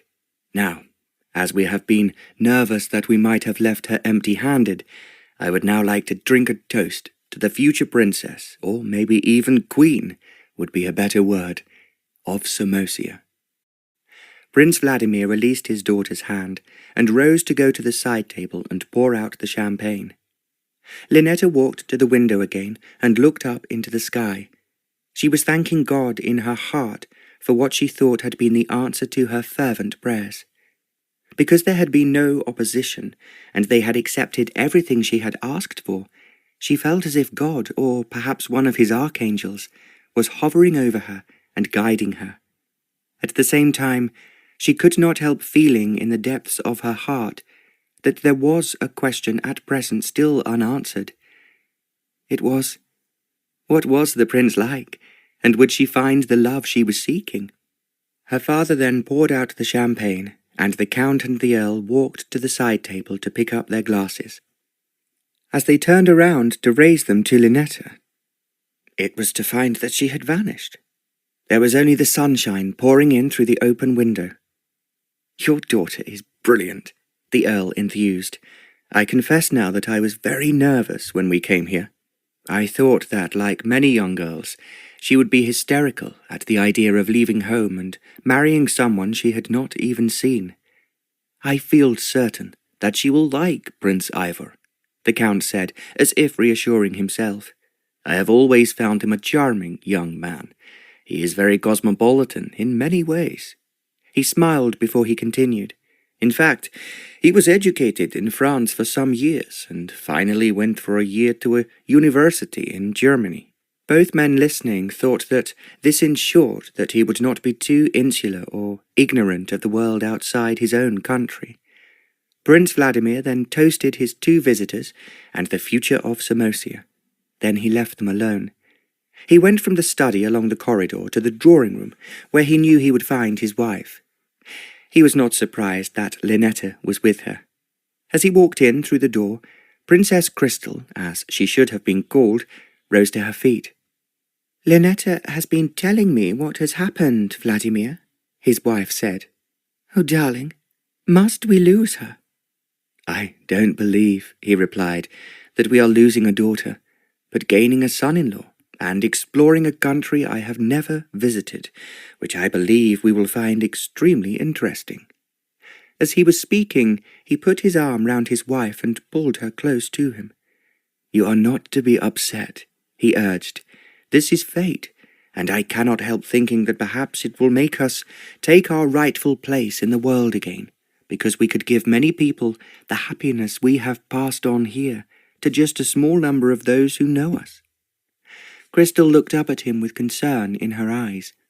He thought, as she did so, that she was even lovelier than when he had first married her.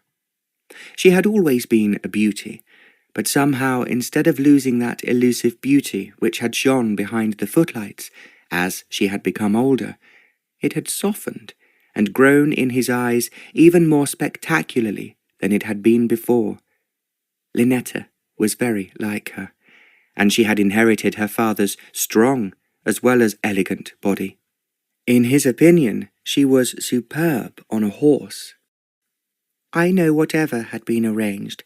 If it has your approval, darling," Crystal was now saying, "it will be the right thing to do, and as we are English, we must help those who are menaced by the cruel and wicked Russians."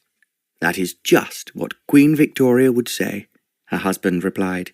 "Therefore, my darling, there is no need for you and I to be upset because our beloved Linetta is leaving for another part of the world. Now, it is so easy to move about either by sea or in a train," Crystal said. "We can visit Linetta whenever she needs us, just as, if it all goes wrong, she could come home rapidly to us." Prince Vladimir kissed his wife's cheek. "You always say the right thing, my darling," he told her. "Linetta has said the same to our two guests. In fact, I am not exaggerating when I say that the Count, who is the Secretary of State for Foreign Affairs for Samosia, is captivated by her." Linetta, who had been listening, laughed. "I'm so glad that someone is, and of course what they hope is that the Prince of Samosia will be enchanted by me, and me by him."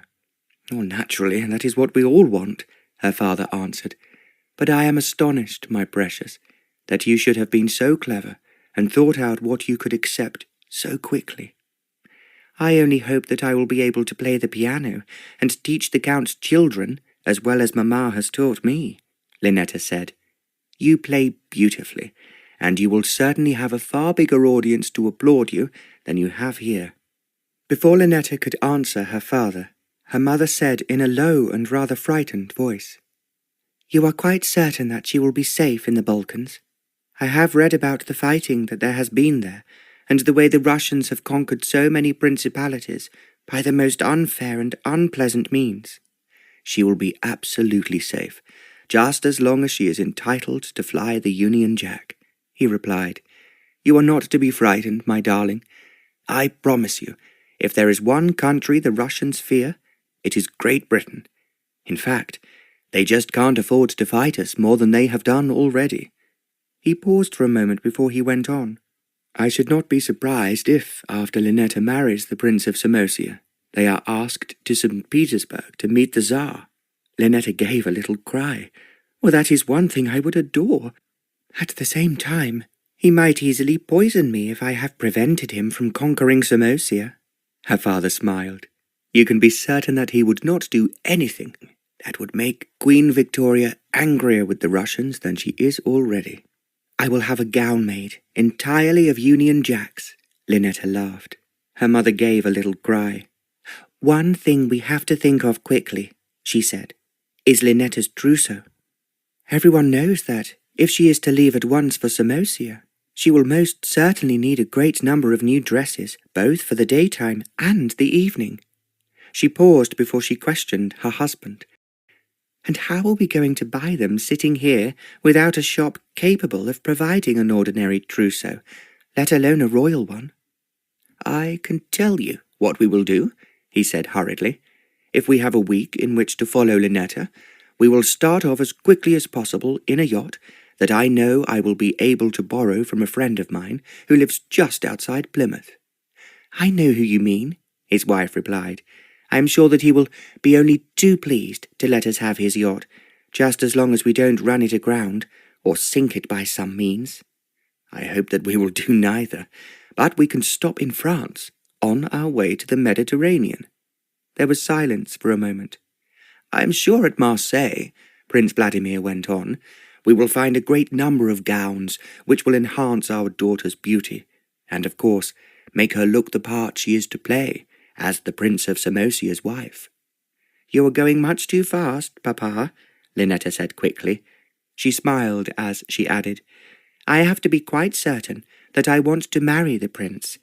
If you buy me an expensive trousseau, and I decide against it, I will only have the horses, the pigs, and the dogs to admire it when I wear it at home."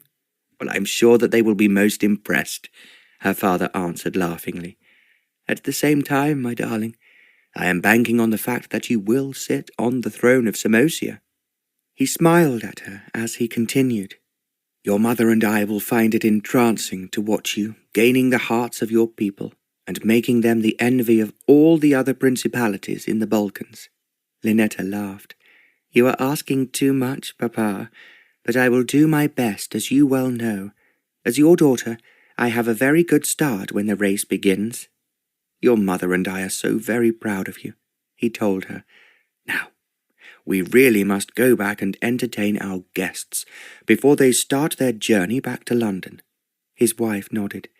Then Prince Vladimir said, "I think that the Count has arranged for the ship in which he came to England to sail as quickly as possible to Plymouth." His wife stared at him. "Are you now suggesting that they are to stay the night?" she asked. "I don't think the ship will be here until very late," he replied. "They will therefore have to stay with us and leave tomorrow." "Do you mean that they will be taking Linetta with them?" Crystal demanded. "I'm afraid so," he replied. For a moment, it seemed as if his wife was about to protest. Then, as she met his eyes, she realized that he was thinking it would be a mistake for Linetta to have time to think too much about her position and perhaps change her mind. Having made the decision, it was so vital that they should carry the plan out immediately. Otherwise, in a very human fashion, doubts would step in and other opinions would seem better, and then the whole business would have to start all over again. Because she knew exactly what he was thinking, Crystal said, "All right, darling. It will be a bit of a rush, but I dare say we will manage. As you say, when we join Linetta, we can take her some of the beautiful dresses that France makes automatically and which no one else can equal." Again Prince Vladimir kissed his wife's cheek. He knew because they were so close, and because their thoughts were always readable by the other, that she was doing what he wished without any argument, simply because she loved him and wanted to go along with his and Linetta's decision, and not to think of herself at all, or in this case of her daughter. "If only Linetta will be as lucky as I have been," he thought to himself. Taking his wife by the hand, Prince Vladimir drew her back into the drawing-room to where the guests were waiting for them. It was late that night, and long after their guests and Linetta had gone to bed, that Crystal slipped into the large four-poster bed where her husband was waiting for her. "I have now turned out every single cupboard in the house," she said, "to find dresses that would be suitable for a governess." She paused before she carried on. "Because Linetta is so beautiful, and I have always dressed her to please you, rather than spend time choosing the long-lasting clothes that most girls wear in the country, and she will, I believe, governess or no governess, look very lovely." "You are so marvellous, my darling," he said. "No one else could be as clever as you have been. I have an idea that any other mother would be screaming hysterically by now, or protesting violently against the speed which is unfortunately very necessary." Crystal laughed.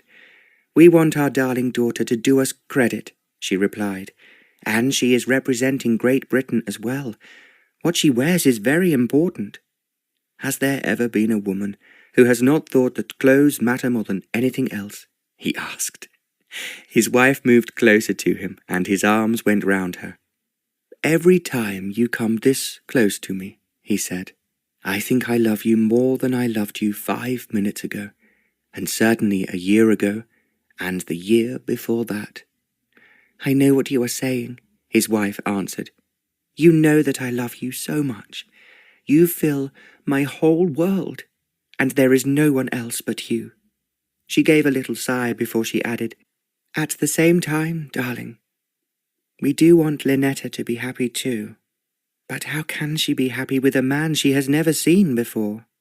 I am just praying that, like us, she will see him and fall in love as I fell in love with you the very moment you appeared on the stage and played the music that seemed to capture my heart completely." "I love it when you say things like that," his wife answered. "It all happened a long time ago, and now, my precious husband, we have to think of our children and pray that they will be as happy as we have been." She looked up at him as she asked, "Did you ever regret giving up your prime position in London society and being feted by those distinguished people?" It was a question that he had heard many times before, and Prince Vladimir replied, "I just don't believe that there is another man in the whole world who has been as happy as I have been. All I can ask God is that Linetta finds the real love as we found in the moment we met." His arm around her tightened as he went on. "I knew then that I could not live without you, and the years that we have been here seem to have flown past simply because we have been so happy." "It has been like heaven to be with you," Crystal answered. "There have just been a few times when I have thought that perhaps my talent of playing so successfully as I did in London has been wasted." She paused before she said, "But now I know it is that same music which will perhaps enter the heart of the Princess of Samosia and make him fall in love with Linetta in the same way as you fell in love with me. It was not only your music," he breathed. "It was your lovely face, your perfect eyes, and your soft lips." He kissed her as he was speaking. Then, as they clung closely together, there was no need for words. Chapter 4. They left very early in the morning and found the Samosian ship waiting for them at the port of Plymouth. When they went aboard, Prince Vladimir looked to see whether the cabin that his daughter was to occupy was comfortable. He found it excellent in every possible way. He shook hands with the ship's officers and the crew. When they reached the saloon, Linetta clung to her father and said, "I do wish that you were coming with me, Papa, but you promise, on your word of honour, that you will not be very far behind." "I was thinking it over in the night," he said, "and I have decided that we will be at the port that is nearest to Samosia in a shorter time than you would be expecting. We can easily wait on board, but you may not be able to meet us." He smiled affectionately at his daughter before he went on. "But remember that within 3 days at the most, we will be waiting for you if you join us or if you come and tell me that I am to come ashore with you. and present you to the country as the relative of Her Majesty." Linetta hid her face against her father's shoulder. "I hate leaving you, Papa," she whispered, "but I feel I had to do the right thing." "You have done exactly the right thing," her father replied, "and what I would expect of someone with royal blood in her veins. And remember that I love you very much, and always will. I am so very proud of you, my beautiful girl." There were tears welling up in Linetta's eyes when she said her goodbyes to her father, before he finally went ashore. But she stood on deck, waving to him as the ship moved away from Plymouth. She knew that he would not only keep his word in coming to Samosia as soon as possible, but he would also be praying that they would save Samosia, and the Russians would be forced, once they knew that the country had the Queen's blessing, to retreat. Linetta waved to her father until they were well out into the open sea and she could see him no more. Then she went to the saloon where she knew that the Count would be waiting for her. She had also been informed by a steward that their breakfast was ready. They had been in such a hurry to leave that she had barely had time to kiss her mother tenderly. Then she had to hurry herself to the carriage that was waiting for her, drawn by 4 of her father's finest horses. Her mother had refused to go to Plymouth and see her leave. "It is always upsetting," she said, "to say goodbye to people, especially those you love. Therefore I am letting you do it one at a time, rather than Papa and I together, to kiss you goodbye." Linetta knew exactly what her mother meant. She merely held her very closely and said, "You promise you will come with Papa to Samosia. If things go wrong, I will feel so much happier if you are there to support me." "I will be praying that everything will go right," her mother replied. "As you know, my darling one, you can always rely on me, and I will be bringing with me all the prettiest and most attractive clothes that you could possibly desire for your trousseau." It was impossible for Linetta to answer, because she was close to tears. But she forced herself not to cry. She walked resolutely to the carriage where her father was waiting for her. He was driving himself, and did not speak to her until he knew that she had composed herself, and was no longer feeling tearful. Now that the ship was finally out of sight, he turned away and walked slowly back to where his carriage was waiting. He was asking himself, as he had asked 1,000 times throughout the night, whether he was doing the right thing in allowing his daughter to go to Samosia alone. But he was confident that the Count would look after her, and she would be with his family, which he was certain were as charming as he was himself. When breakfast was over, and Linetta had managed to talk quite sensibly to the Count about what lay ahead, she said, "Now, we have to get down to work. Although I am afraid it will be boring for you, we have very little time to do all I want." The Count looked at her with surprise. "I don't know what you mean, Lady Linetta," he asked. "What work do we have to do?" Linetta laughed. "You don't suppose," she answered, "that I intend to walk ashore at Samosia and not be able to talk to the prince or any of his people in their own language?" The Count stared at her and then admitted, "Of course, it is extremely remiss of me not to have realized that. I will teach you all that I can in the short space of time that we have to do so." "I don't think that it will be as difficult as all that," Linetta replied. "Papa sent me to Berlin for 6 months, so I speak perfect German." She paused a moment before continuing. "I also spent a few months in Italy, and much longer in Greece, because I was so entranced with all the gods and goddesses, after I had read dozens of books about them, before I actually arrived." The Count stared at her again. Then he inquired, "Are you telling me that you can speak Greek as well?" "Yes, I speak Greek quite fluently," Linetta replied, "although I don't like the language, as I find it rather too emotional." "Then there is really no need for me to teach you anything," the Count said. "As I expect you know already, Lady Linetta, the Balkan languages are a mixture of all the countries that border them, but most especially Greece and Austria." "I expect they have little twiddly bits of their own," Linetta laughed. "I think from this moment that we must speak your language and nothing else." "I do admire you, as one of the most sensible young women I have ever met in my whole life," the Count said in his own language. "I can only hope that I am as good a conversationalist as you are a pianist."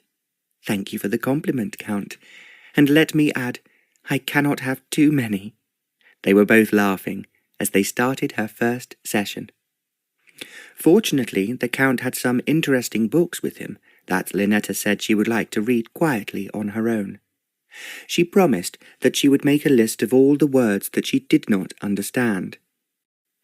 When they retired to bed that evening, the Count, having conversed fluently at dinner, thought that he had been most fortunate in having the company of anyone so clever, as well as so lovely, as Linetta. He could not help feeling that Prince Ivor would be blind, deaf, and dumb if he did not fall in love with her the moment he met her. But there had, of course, been some very attractive visitors to the palace of Samosia in the past.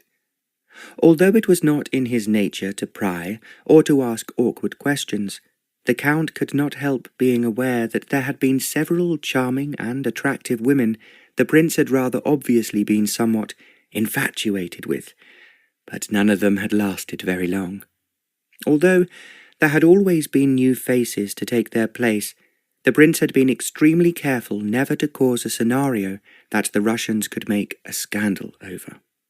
Before they reached the end of the Mediterranean, and they were travelling very fast, the Count thought that Linetta was not only the prettiest girl he had ever seen in his life, but also the most intelligent. She insisted on talking only in his language. After the first day on board, she was making very few mistakes, and by the end of the second day, hardly any at all.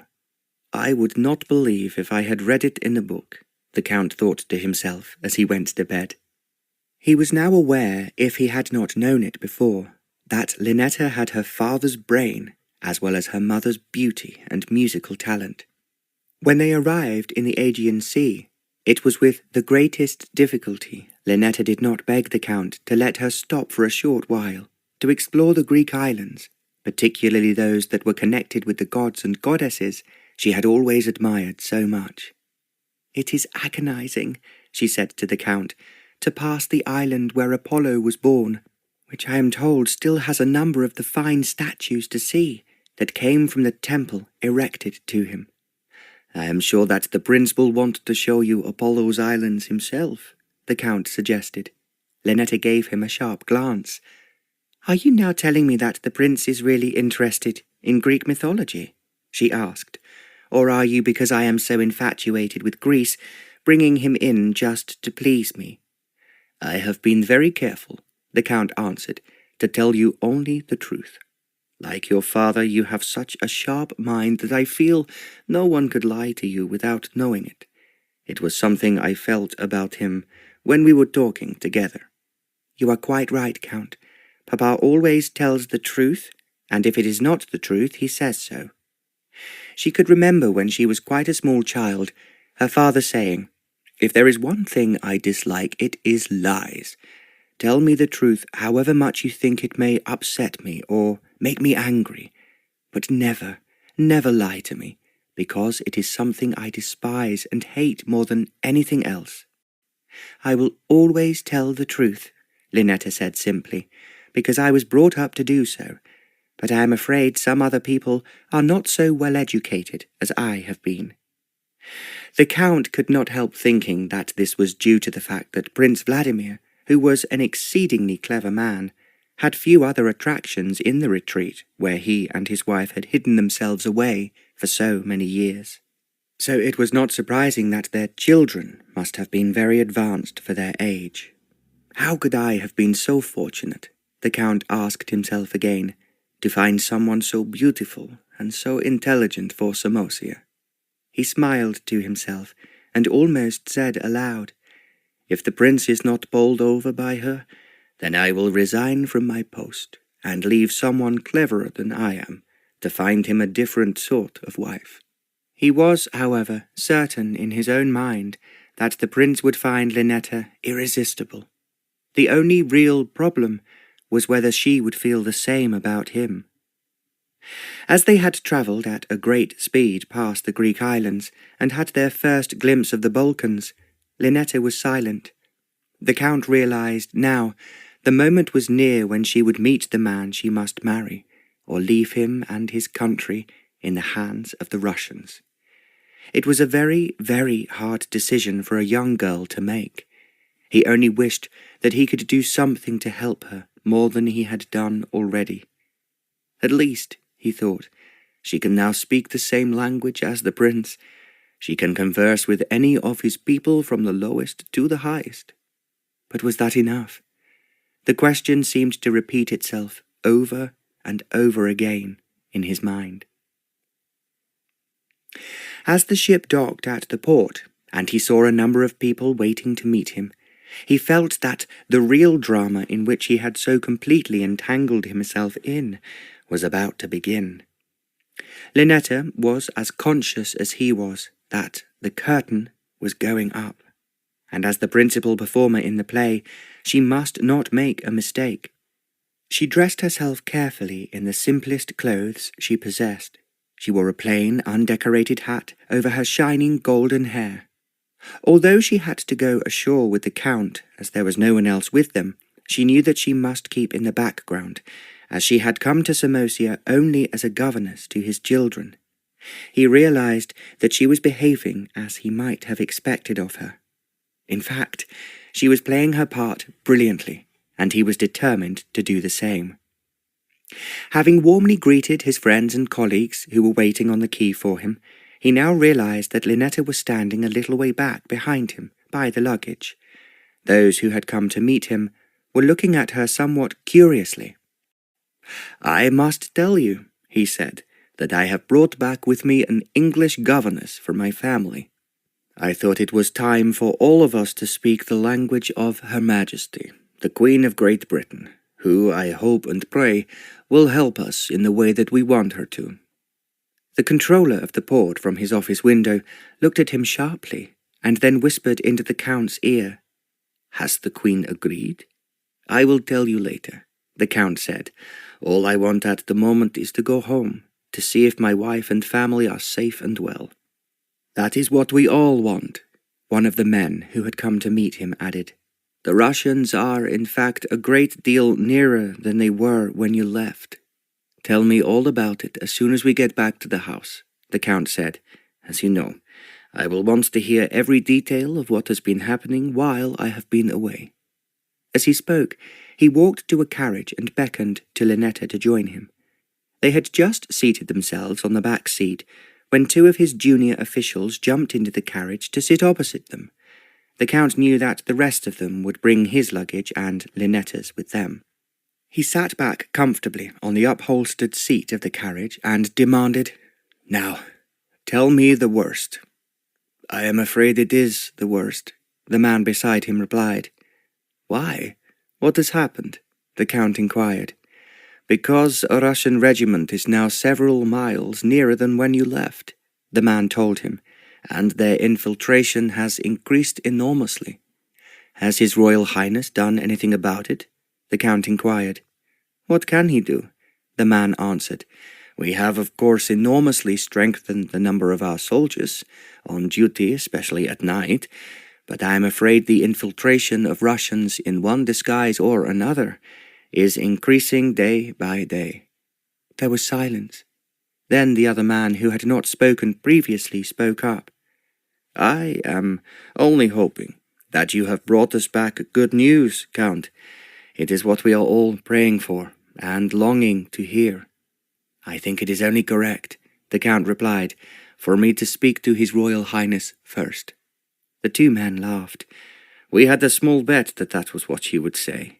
Although we came to meet you, we knew that we would not learn any more than if we had stayed at home." The Count laughed too. "Well, that's the way it goes," he replied. "As you know, I will try to keep my feet firmly on the ground, and not raise people's hopes unnecessarily." The two men gave a sharp glance to each other at his reply. At the same time they felt, as Linetta was present, that they could not press him as they would have done if they had been alone with him. Instead, they told him more of what was happening in the city, and that the prince had bought several more horses that were the admiration of everyone who came to see them. "I would be a great deal happier," one man said, "if the money had been spent on larger guns. But if you ask me, His Royal Highness is expecting you to bring back good news. He could not bear to lose these horses that went up for sale when their owner died." "We will soon have to be building new stables. I can see that," the Count joked. The two men agreed with him. The drive did not take as long, as the city of Samosia was only 10 miles from the sea. Gazing out of the window, Linetta thought that the olive trees and the wide expanse of fertile open land were very beautiful. When she then had her first sight of the city in the distance, she was impressed by the great number of towers there were, besides the spires that she knew must belong to the churches. The Count informed her that the city was no less than the capital of Samosia. When they drove nearer still, she had her first sight of a huge cathedral, and she felt that the palace itself could not be too far away. It was on the outskirts of the city, and had been apparently built on top of ground that rose at the far end of open land, where there were no other buildings. Then their carriage turned round a sharp corner, and there, dominating the skyline, she saw a magnificent and very beautiful palace. There was no need for Linetta to ask the Count if she was right, that it was where His Royal Highness Prince Ivor lived. She then had her first glimpse of the flags flying on the roof, and numerous sentries in colourful uniforms at the gates. These they passed, and then, a little further on, they came to a gate where there were no sentries. They led, she could see, to a grand house that was also raised from the ground to almost the same height as the palace. To her surprise, as the gate opened up, the horses pulling their carriage passed in, and walked up the winding drive to what she realized was a large and fine-looking house. "We left our carriages in your drive," one of the men said to the Count, "but we will not worry you now to tell us what we are longing to hear, because we know that you will be wanting to talk to your wife. Will it worry you if we come back in, say, an hour or two?" "It depends if I have seen His Royal Highness in that time or not," the Count replied. "As I have said, I must tell him first what has happened. I only hope that he will be at the palace this evening." The two men looked at each other. "I think," one of them said, "His Royal Highness was going south to see various people who he thinks might help us with the Russian menace. It is getting worse day by day, and he thought that he had friends who might assist him in some way or another." "Then I hope he will not be away too long," the Count replied. "I promise you, the moment I have spoken to him, I will be free to talk to you." "I suppose that we will have to be thankful for small mercies," one man said, "but as you can imagine, we are all extremely curious, and that includes our wives and our sweethearts, for that matter." They all laughed at this. The two men did not enter the house when the carriage stopped outside, but walked off to the stables that were close by. The Count led the way into what Linetta thought was a very impressive and charming house. She could not help commenting as they pulled up in front of it. "Surely, Count, you are most fortunate to have a house as grand as this next to the palace itself." "I was offered it when it became empty after His Royal Highness's mother died," the Count told her.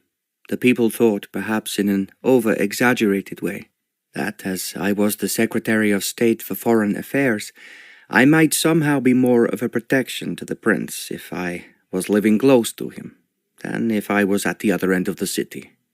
Linetta thought, although she did not say so, that it must be terrifying to have the Russians so near, menacing not only the city itself, but the ruler of the country. There was no time for her to respond to anything that the Count was saying, before there was a loud cry of delight. A very attractive woman, followed by 3 children, came running rapidly from one of the rooms towards the Count. At the same time, the children were delighted. "You are back! You're back!" the woman cried, as she flung her arms round him. "I have been so worried while you have been away, and it is so wonderful that you are here again." "It is exactly where I always want to be, and that is the truth," the Count said as he kissed his wife. Then he kissed his 3 enchanting children. The little girls were both very pretty, with long hair hanging almost to their waists. The boy looked very strong and athletic. Linetta was sure that he would end up being as tall as his father. She had been impressed by the fact that the Count was nearly as tall as her father, who dwarfed quite a number of men who called on them. She thought it might be amusing, if she did marry the prince, to live in a city or a town and not have to be isolated, as she had been ever since she had been born in Devon. Now that she understood why her father was there, and why he had not wished for anyone to know his real name, she could understand that he had been very clever in finding a place where no one would be particularly curious about him, and where those who were curious were unable to find him. The Count introduced Linetta to his wife and 3 children.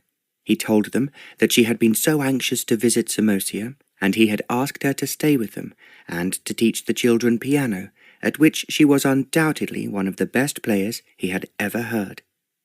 Linetta saw the Countess look rather sceptical, as if she thought that, because she was so young, this must be some exaggeration. At the same time, the children were delighted. "I love music," the elder girl enthused. "Although I have had lessons, I always thought that our teachers were not particularly brilliant, and I have asked Papa if, when I am a little older, I could go to school in Paris." She smiled before she went on.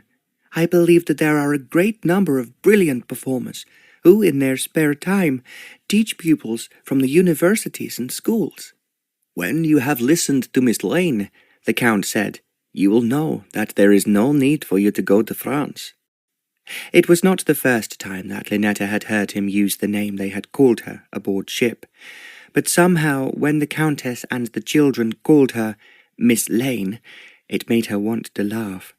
It was her father who had suggested that it was the nearest to her real name he could think of, and it was one she would find easy to remember. That, indeed, was true. Equally, Linetta found herself almost starting a little at her new name and finding it difficult to reply instantly when someone addressed her as Miss Lane. She was then shown into her bedroom, which she was aware was quite a bit larger than was usually occupied by a governess. It overlooked the garden and the fields that sloped down to the wide open land they had driven through from the sea. When later she went out into the garden because the children wanted to show her a small artificial lake where they were able to bathe, it was then that she had a better glimpse of the palace. She thought, as she had when she had first seen it from the carriage, that it was magnificent. She wondered if she would see the prince, but there was no sign of anyone in the palace garden. Linetta learned later at dinner that the prince was not at home, but visiting friends, as the Count had been told, because he was eliciting their help. "If you are to ask me," the Countess said, "we want someone of greater status to help us than those His Royal Highness is visiting." There was silence for the moment. "Every day I am told stories by the staff," she went on, "of how the Russians are making trouble in the city, and creating quite an uproar amongst some of the men who should know better than to side with our enemies, however badly they think that they might have been treated by us." She spoke sharply, and the Count replied, "I would hope when I talk to His Royal Highness that things will be better than they are at the moment." "They are getting worse and worse," his wife said, "and quite frankly, my darling, I am feeling afraid." She drew in her breath before she added, "I think that it would be wise for you to take us to somewhere safe. You know that our friends in Vienna are always asking us to visit them." "We may be able to do that a little later on," the Count said. "If we wait too long, it may be impossible for us to leave. In fact, we could all be in prison," the Countess replied. The Count put his fingers to his lips as if to warn her not to say too much in front of the servants. But the Countess carried on regardless. "I am just incredibly frightened for the children's sake as well as our own. I have been praying, as everyone else in the city, that he will bring us some good news from Her Majesty Queen Victoria." "I have to say to you exactly the same as I have told everyone else," the Count said. that I must speak to the prince before I can tell you what happened while I was in England." He sighed before he continued. "At the same time, my dearest, I don't want you to be depressed or intimidated." "So how could we be anything else?" the Countess asked. "The Russians are reinforcing their regiments only a few miles from here. I am told that the trouble they are causing in the city itself it's appalling." I do know," he replied. "I have heard it already, but I think that is the job of the Prime Minister and the Cabinet, and not mine. It is your job to protect us and the children," his wife asserted.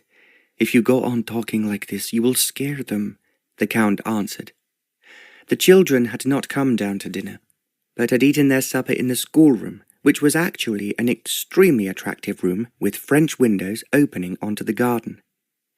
When Linetta had been shown it by the Countess, she had exclaimed at its comfort and attractiveness.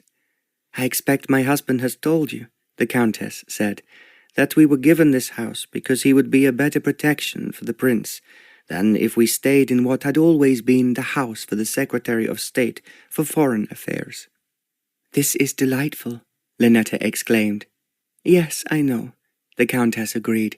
"The house we should have had was small and rather dark. Although it was nearer to the Houses of Parliament, it was certainly not particularly attractive." She smiled as she said, "You can easily understand how pleased I was to have this house, which belonged to His Royal Highness's mother. The children love the garden, as I am sure that you will too." "It is so beautiful," Linetta replied. Later, she was even more delighted when she found that there was a music room in the house, and it was far better equipped than she had expected. There was a large, up-to-date piano, as well as other instruments like a violin, a harp, and a trumpet. Apparently, the previous owner had had her own private band, and all their instruments had been left where they had always been, including many sheets of music. Linetta thought it would be wonderful to play with the window open, looking onto the flower-filled garden, which would be an inspiration in itself. It was when dinner was finished that the Count said very kindly, "I am sure, Miss Lane, that you are feeling tired after such a long journey, and would like to retire to bed." He smiled as he continued, "I had thought of asking you to play to my wife, as I know that she is longing to hear the beautiful music you will teach the children, but it would be cruel not to let you rest tonight, while tomorrow we might sing a very different tune." Linetta laughed.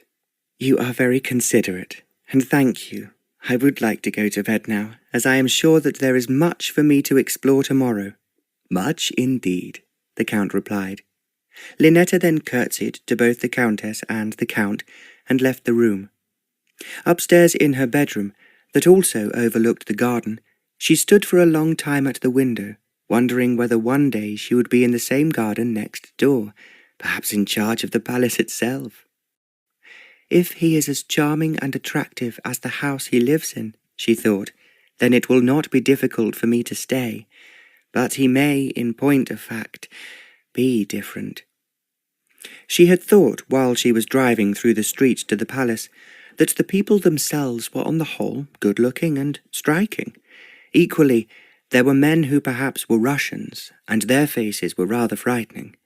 They looked at the carriage they were travelling in with what she thought was an unpleasant expression in their eyes. Quite suddenly, she was somehow apprehensive, and longed to be back in England with her beloved father and mother. "I am so alone here," she told herself. She felt herself tremble.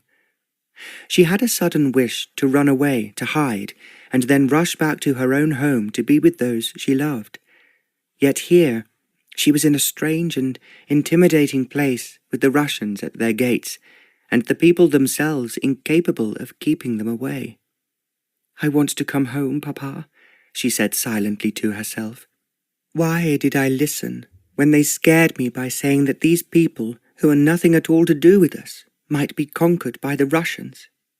It was then that she knew that she wanted to run away, to go back home to the comfort and security that she had always known in England, to forget Samosia and the threats of the Russians upon people she had never seen before. They might, for all she knew, be quite content to allow the Russians to order them about, rather than their prince, whom she had not yet met. She had tried not to think about him while she was travelling through the Mediterranean and past the Greek islands to where she was now. Of course, she thought to herself, what I have always wanted is the love that Apollo, as the king of love, offers to those who worship him. The very love that she realized now she might never find with the man she was marrying to save him and his people from the Russian yoke. Why did I ever agree to anything so crazy? She asked herself. Then she felt that the Count had been very clever in making her believe how many people might be killed, and those who survived might be terrified and treated cruelly and abominably by their conqueror. Linetta gazed up at the moon. I want to go home, she told it. I am frightened of being here, and frightened of what lies ahead of me. Oh, please, please help me to be free as I have always been in the past. As the moon shone down on the garden, turning the water and everything around it to silver, the stars seemed to look at her with piercing eyes, not of fear nor danger, but of love. Linetta found herself thinking that God would not have let her come here if he had not believed that there was something very important for her to achieve. She had a key part to play in the danger that was waiting just outside the country itself.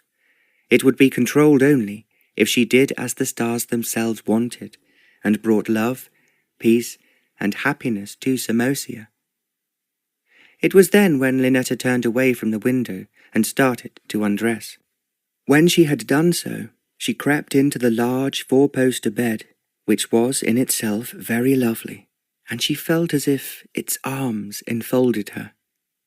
It was strangely almost as comforting as her father or mother would have been. You are never alone, the stars seemed to tell her. We are with you.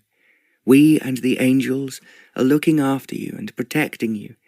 You must not be afraid to hold your head high and to pray that if you are scared of the Russians, that they are more scared of the British. Linetta could hear these words as clearly as if they had been said aloud. They were coming to her just like the soft sound of music. It was a tune that she felt she must play to herself tomorrow. It was a tune that she had never heard before.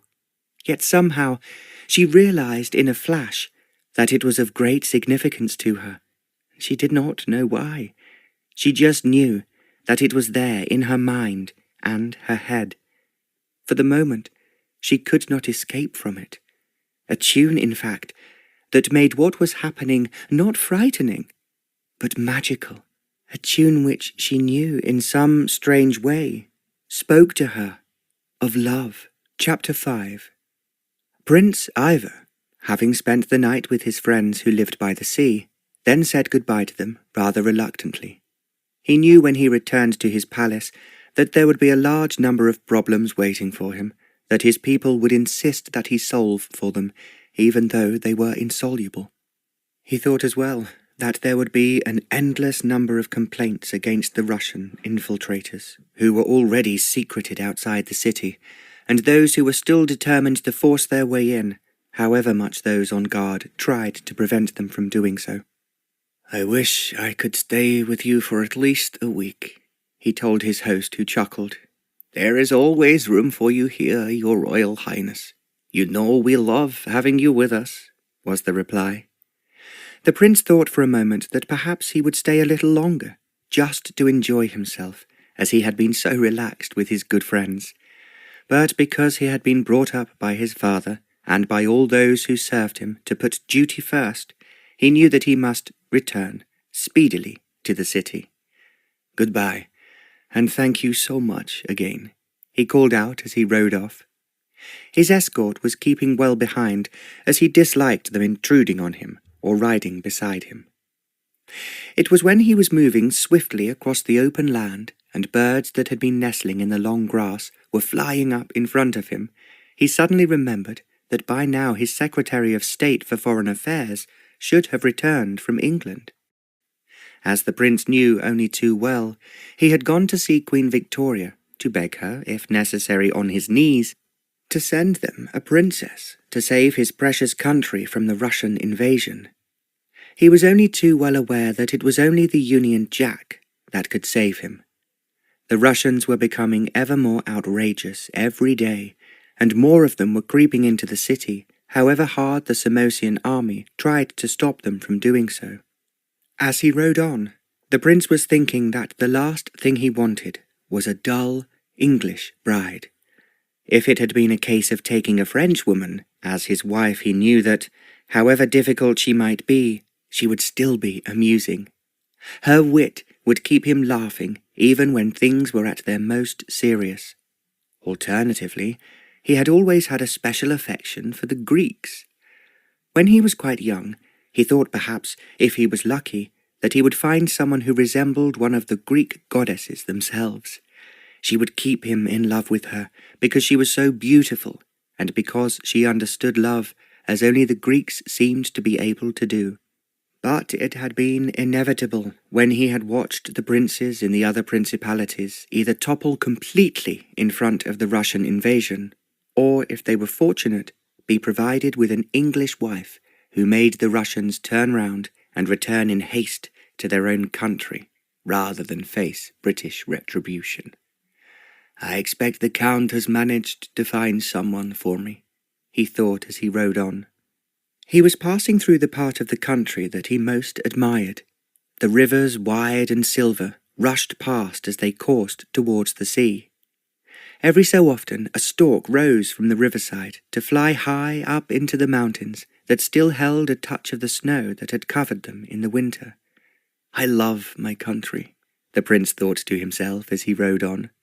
At the same time, it was demanding a sacrifice from him that he found hard to meet.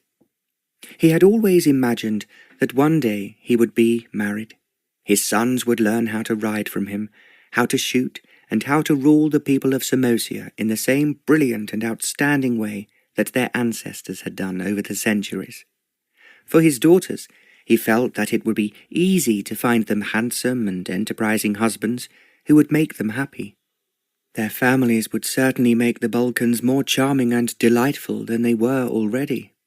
"This is the life I want," he said to himself as he pushed his horse forward. Then suddenly he felt that he must return quickly to the city, in case anything had gone wrong whilst he had been staying with his friends. Not that something went wrong every day, but he thought when he retired to bed at night that his problems and worries were increasing. At the same time, if only Queen Victoria would give him her blessing, he knew that the Russians would then withdraw, and Samosia could then go back to being the quiet, happy and contented country it had been since his father's time. "Why is this happening to me?" he asked himself again. It was the same question that had been asked many times before. The palace was now just ahead of him. He thought, as he had thought so often, that it was extremely attractive and romantic. "If only I had the time," he mused, "to choose the woman I want to marry, to love her with the love that has always eluded me, and to have children who were the result of our loving each other, how marvellous everything would be." Then he told himself with a cynical laugh that he was asking far too much.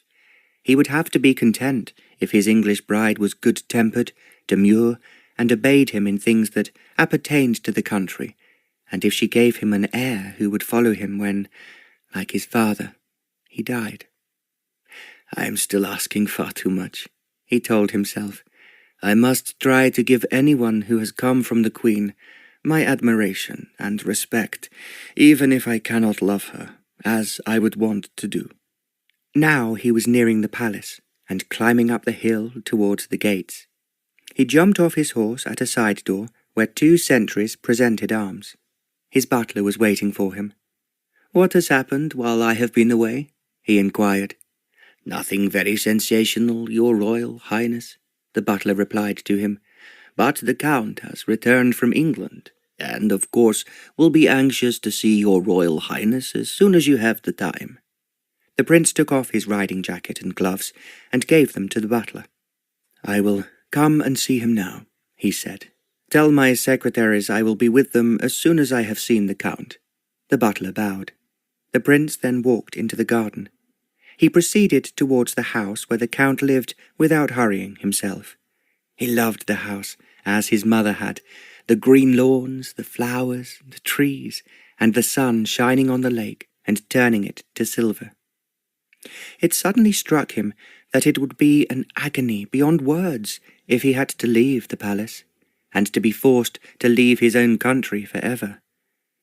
There were already a number of Balkan princes in exile. Some of them wrote him pathetic letters, asking for news of what was happening in their principality now that the Russians were in charge. They were undoubtedly, as he was all too aware, extremely homesick. "I must never be like that," he reflected. "However boring and difficult my English bride will turn out to be, I must endeavour to make her happy." And because he had loved his mother so deeply, the prince had made the house she moved into when she had become a widow as beautiful as his palace. At times he thought that it was even lovelier and more welcoming. Certainly the colours of the curtains and the covers of the furniture were all of the soft rose pink that was her favourite colour. The carpets bore a touch of rose pink too, while he had chosen for her some of the best pictures that had in the past always been in the palace. There was no barrier between the palace and the house where his mother had lived and died. As he was walking on, increasingly slowly because he was anticipating what he would hear from the Count, he suddenly realized that there was the sound of music coming from the music room of the Count's house. As music was something he had always loved, and this was particularly enchanting, he stood very still for a moment. He thought that he had never before heard the piano played so brilliantly, nor had he heard music that seemed to enter into his very heart. As it was so entrancing, it was some time before he asked himself who it could possibly be. How could the Count have found anyone to play in such a marvellous and sublime way? The prince must have stood there listening outside the house for over 10 minutes. Then, because he was so curious as to who was the player, he passed quickly on and in through the door that led into a large hall. On the other side of it was the main entrance. As soon as he appeared, a man who was one of the assistants to the Count hurried forward to say as he bowed deeply, "Good afternoon, Your Royal Highness. We were hoping that you would return today, as no one seems to be aware of Your Royal Highness's movements." "Well, I am here," the prince said, "and I wish to speak to the Count. If you will come this way, Your Royal Highness, he is in the private sitting room." "I know the way," the prince replied. "There is no need for you to accompany me." He knew only too well as he spoke that he was familiar with every inch of this lovely house. It always pleased him that when it had been given to the Secretary of State for Foreign Affairs, there were very few alterations made. The house was almost exactly as it had been in his mother's time. There appeared no one else about, so he opened the door of the sitting room and went in. The Count was sitting at his writing desk, and then looked round to see who had entered. He sprang to his feet. "You are back! Thank goodness!" the prince exclaimed. "I was worrying that too many things might happen before you could return, and I only hope that you have brought good news with you." "Very good news indeed, Your Royal Highness," the Count replied. "But we will have to wait a short time, perhaps 2 or 3 days, before Her Majesty the Queen answers our request completely." He saw that the prince was looking worried, and added, "I remain almost certain, Your Royal Highness, that it will be exactly what we want, but naturally I only had a short time with Earl Granville, and he had to discuss the matter with the Queen." "I can understand that," the prince said. "The only thing that matters is your journey was not in vain. I think there is no doubt that Your Royal Highness will be pleased when we hear definitely that the Queen will give us her blessing and provide you with a bride, who will, most assuredly, be entitled to add the Union Jack to our own flag."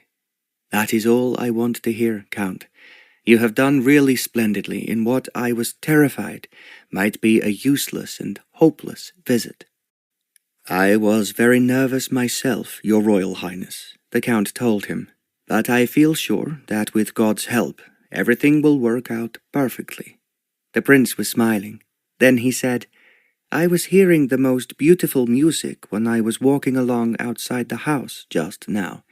So beautiful that I could not believe it was actually emanating from the window of your music room. Who could it possibly be, and how could you have found someone who could play the piano so sublimely?" "Well, do come and meet her for yourself, Your Royal Highness," the Count suggested. "I think that you will be as surprised as I was. Actually, she has come here out of the kindness of her heart to teach my children to play the piano. If they can play like that, then they will be known all over the world," the prince commented. Smiling secretly to himself, as this was exactly what he would like, the Count walked ahead to open the door for the prince to pass through. Then he led him down the passage into the direction of the music room. Just before they reached it, the Count stopped and said, "I know that Your Royal Highness will excuse me, but someone is calling shortly with an important message, and I must be there to receive it." He paused before he added, "Your Royal Highness knows the way to the music room, and do introduce yourself, as I am sure that the player will be very honored by your appreciation." He did not wait for the prince to reply, but hurried away as if he was feeling concerned that he might miss the messenger. The prince put his hand on the door handle. Then he listened for a few moments to hear again the exquisite notes of music that he knew was something he had never heard in his whole life. He could only imagine that it was music that came from heaven itself. He opened the door. Sitting at the piano, with her back to him, was a girl with a glorious head of golden hair that shone brightly in the sunshine streaming in through the window. The prince stood there listening, his heart singing at the extraordinary notes coming from the piano. Then, as she came to what must have been the end of the piece she was playing, Linetta ran her fingers up and down the keys. She rose, intending to walk to the window, and as she did so, she realized that there was someone else in the room. She turned round and saw that it was an extremely handsome young man. He had dark hair and was taller than average. He was wearing riding clothes and looked so smart that he could have stepped just out of a fashion magazine. He moved towards her with the lithesome grace of an athlete. As he reached her, the prince said, "How is it possible that you can play the music I have never heard before, but which seems to me to come from the sunshine and the flowers, and not from any human being?" Linetta laughed. "Well, that is the nicest compliment I have ever had. Allow me to introduce myself." He smiled. "I am Prince Ivor of Samosia, and I was coming here to see the Count when I heard you playing such exquisite notes. And who are you, if I may ask?" "I am Miss Linetta Lane from England," she replied to him, "and I have just arrived, Your Royal Highness, to teach the piano to the Count's 3 children. She then sank to the floor in a deep curtsy. "You must come and play for me," the prince said. "I have often wanted someone like you in my theatre, but I had no idea that such a brilliant musician existed, except in my imagination." "Your Royal Highness is most complimentary," she replied. "I would love to play in your theatre. I did not know you had one." "Well, it's not a very large one," the prince said, "but my father and mother had put it into the palace when I was young, because she wanted to have the nativity play performed at Christmas, and we of course wanted to act in it." He stopped for a moment before he went on. "Of course, our friends were invited to applaud us, as I would love to invite them to applaud you." There was silence for a moment. Then Linetta said, "May I suggest something, Your Royal Highness?" Yes, of course, Miss Lane," he answered. "I would really like it Linetta began, "to see your theatre and play in it before you invite any guests." She smiled at him as she continued. "You will realize that the music I have just been playing is attuned to this room, which is not very large. In a theatre, I would have to play in a different way, so that the tune is heard at its very best, in the back row as well as the front." The prince laughed. "I understand exactly what you are saying. I would like to suggest that if you would come to the palace after dinner tonight, we will try out the acoustics in my theatre. Then we will decide when and how you can astonish the whole of Samosia with your wonderful talent." "As your Royal Highness is so pleased with my playing," Linetta replied, "I would like not only to play to you tonight, but to practice in your theatre, if you would allow me to do so, before anyone else was there to applaud or perhaps criticize me." "I cannot believe anyone would criticize someone who plays as gloriously as you do," the prince said. "As you say, we must give your music the right setting, and of course the theatre must be as beautiful as it is possible to make it, when such melodies are sweeping through it." "It sounds very exciting. If your Royal Highness will tell me what time I am to be in the theatre, I will be there. It would be wise to be certain that the programme we give your friends is perfect." "That is just what we will do," the prince agreed. "I would like to ask you to dinner, but if I do so, I will have to ask the Count and his wife, and doubtless several other courtiers." He paused before he went on. "You know as well as I do, that would mean they would talk and talk, and it would be difficult for us to get away and listen, not to their voices, but to the music you transmit through your fingers, Miss Lane." Linetta laughed. Then she said, "That sounds the best possible arrangement, Your Royal Highness, and I will be there if you tell me what time you will be free." "I feel at this very moment that nothing is more important than I should listen to you play," he replied. "But, as you doubtless know, I have been away, and there is sure to be a mountain of letters and messages for me to attend to." Linetta smiled. "Your Royal Highness can be very certain of that." "Very well," the prince said. "I will dine early at 8 o'clock, and meet you at the theatre at 9. No one else will be present to criticize or applaud until we have worked out a program to please ourselves." "It will have to be perfect. As I have already told your Royal Highness, I would very much like to be free to practice in your theatre when no one else was present, not even you." "My theatre is yours, whenever you want to enter it. Now, I must not be late for you at 9 o'clock. I am going to do my duty. That, I admit, I always find exceedingly tedious." Linetta smiled. Then, as she looked up at him, just for a significant moment, neither of them was able to look away. As if he forced himself to do so, the prince walked towards the door. "Please, tell the Count when he returns that I will be in my study, Miss Lane, and I hope that he will join me as soon as possible to give me his full account of what did happen on his visit to England." He was gone before Linetta could find the words to answer him or drop another curtsy. Then she sat down on the piano stool, looking at the door he had vanished through, almost as if he was still in the room. The prince was certainly very different from what she had expected.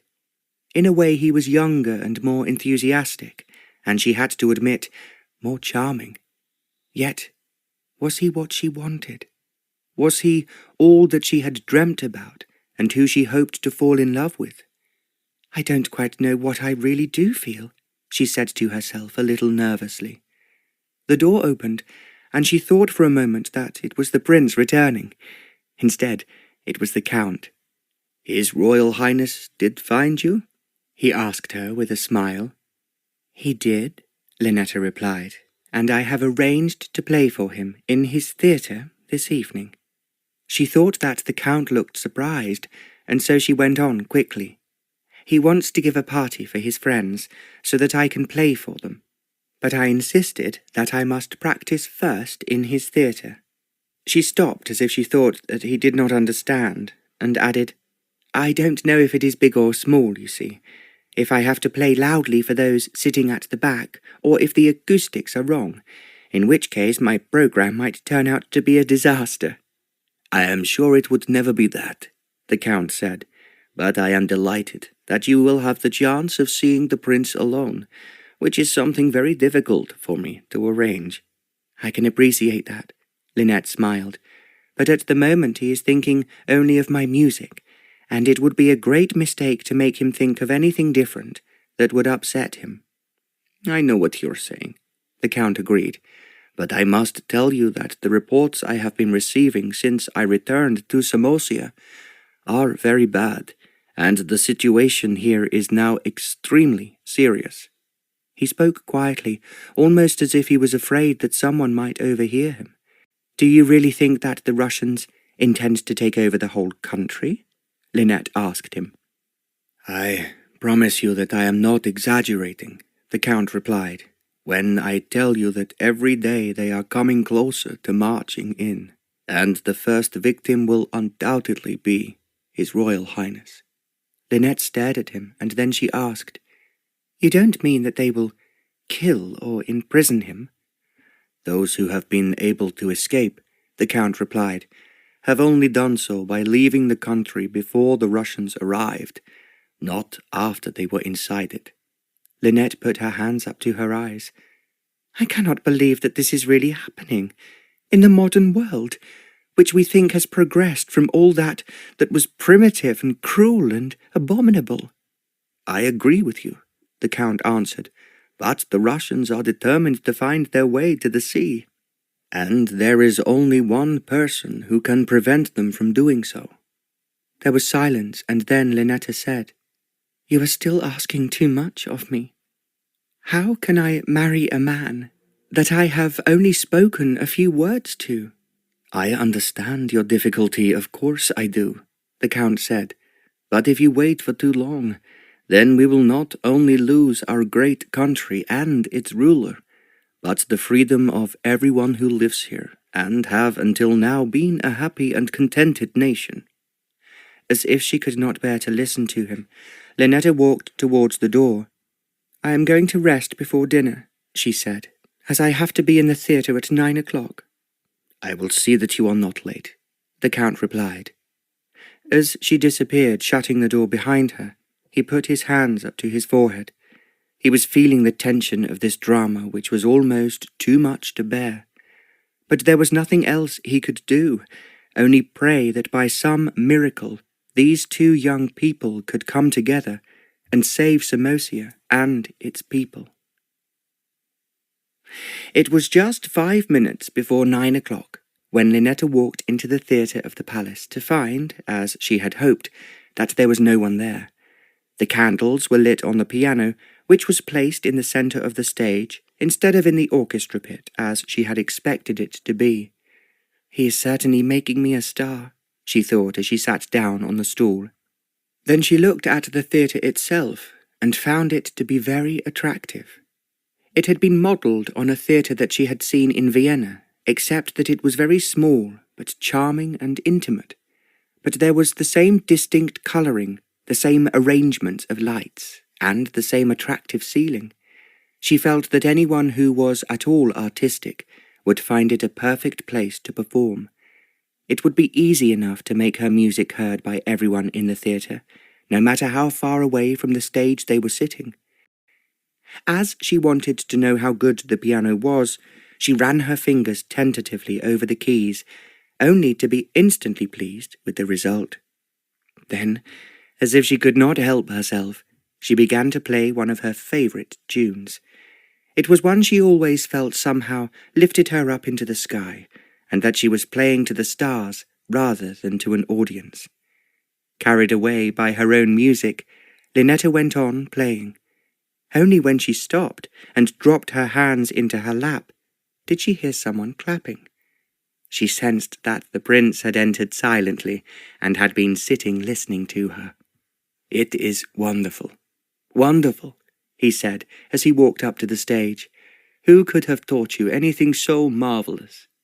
It was a question, and she paused before she replied to him. Actually, I composed it myself. When I play this piece, I always feel happy, and the difficulties I am facing seem to, well, slip away. That is exactly how I feel, the prince remarked. For a moment there was silence, and then he said, I am going to sit down again, and I would like you to play something to me that will answer the huge number of questions that are besieging me at the moment. He hesitated before he went on. I just don't know why I have just asked you that, but because I cannot answer them myself, I feel certain that you have been sent down from heaven to answer them for me. I feel that you may be asking too much, Your Royal Highness, Linetta replied, but I will do my best to help. The prince moved as if to go back into the stalls, and then changed his mind.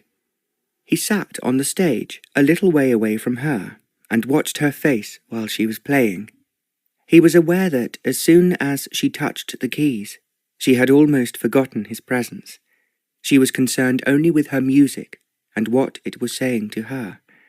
He had always believed that the real music could answer the human questions it was presented with.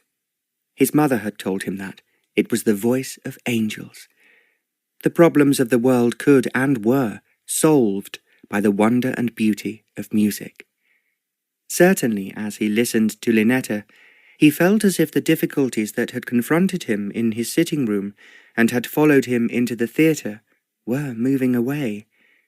Instead, he was looking at a clear sky and seeking a happiness which he believed was his, if only he could find it. Only when Linetta's music slipped away so softly that it seemed not just to stop, but to vanish, did the prince realize where he was and who he was listening to. Then, after a long, precipitous pause, when neither of them spoke or moved, he rose to his feet. That was the most beautiful music that I have ever heard, Miss Lane, he said in a deep voice. What is it called, and how can I obtain a copy of it? Linetta gave a little laugh. That is an impossibility, I am afraid, Your Royal Highness. An impossibility? It is something that I have never played before, Linetta replied. It came to me when you asked me to take away your problems, or perhaps find an answer to them.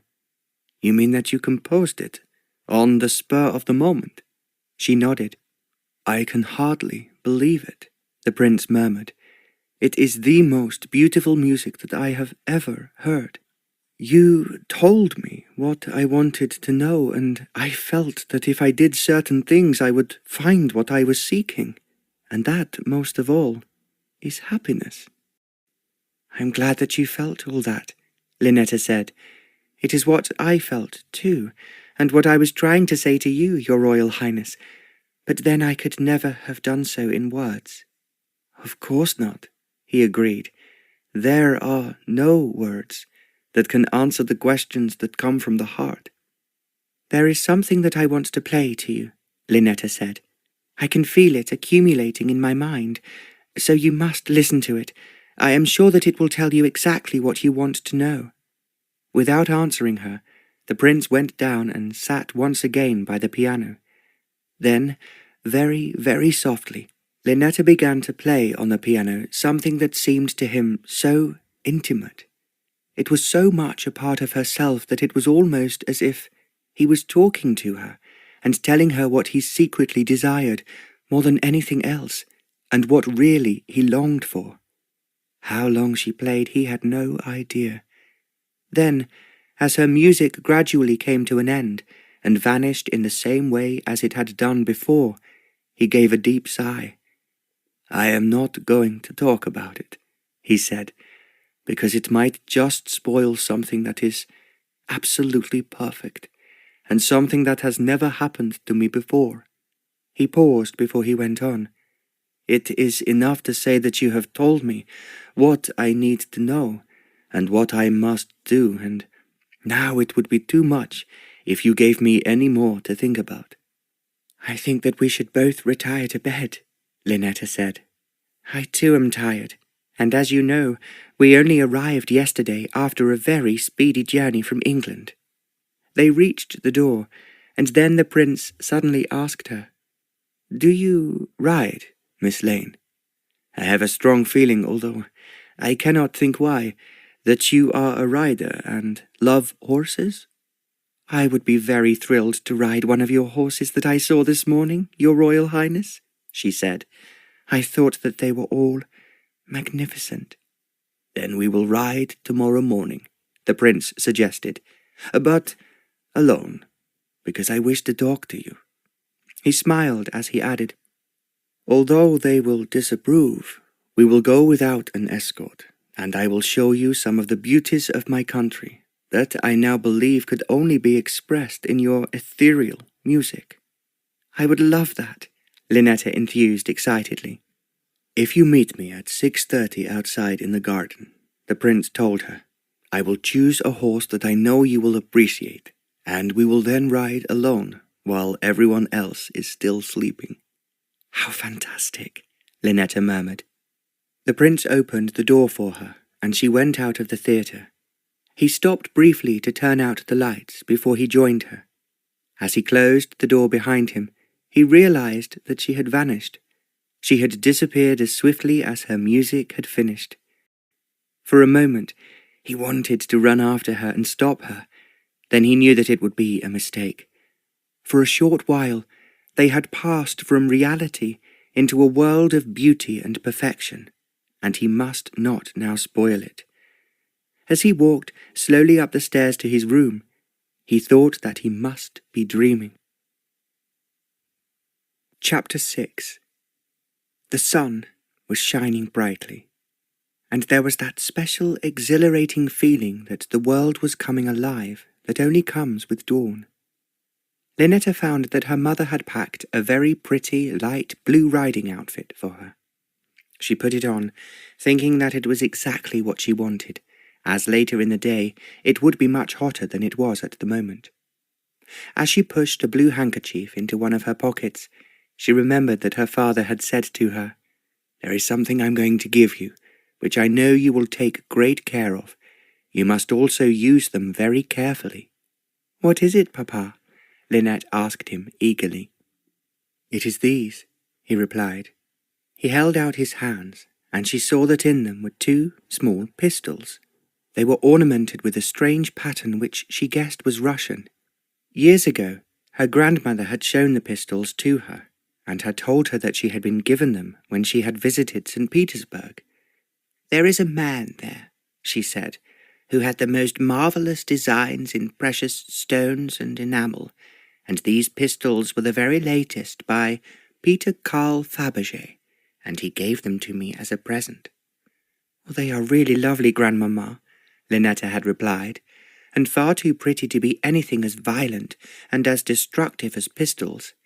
"That is what I thought myself," her grandmother responded, "but my friend told me very solemnly that I should always carry them with me when I went to strange parts of the world, and that was certainly true of Russia at that time."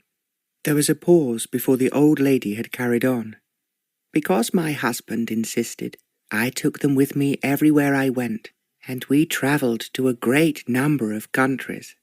I cannot remember ever using them, but they certainly gave me a sense of protection and a feeling that I could always defend myself if the necessity arose." "So that is why you are giving them to me, Papa?" Linetta asked in a low voice. "Yes, my dear. I have heard what is happening in the Balkans, and those Russians have become much more violent lately than they were when I was young." "I only hope I will not have to use them," Linetta said. "They are so pretty that they would ornament any table they were displayed on." "Well, that is what I hope they will do," he replied. "At the same time, I think you are sensible enough to know that in any foreign country, especially in the Balkans, you might have to defend yourself when you least expect it.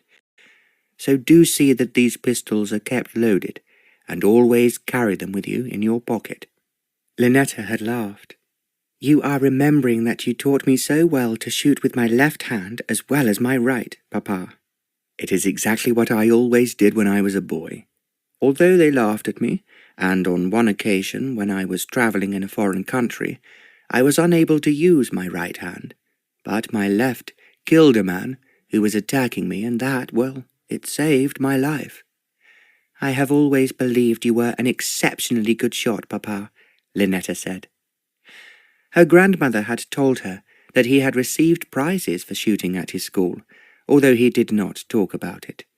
He had been in dangerous places, where it was very satisfying to know that he could, if necessary, save his own life, and the lives of those who were with him.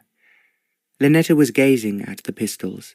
Then she said, "They are very pretty, and I really should not take them from you, Papa." "I will be very hurt if you refuse to," her father answered.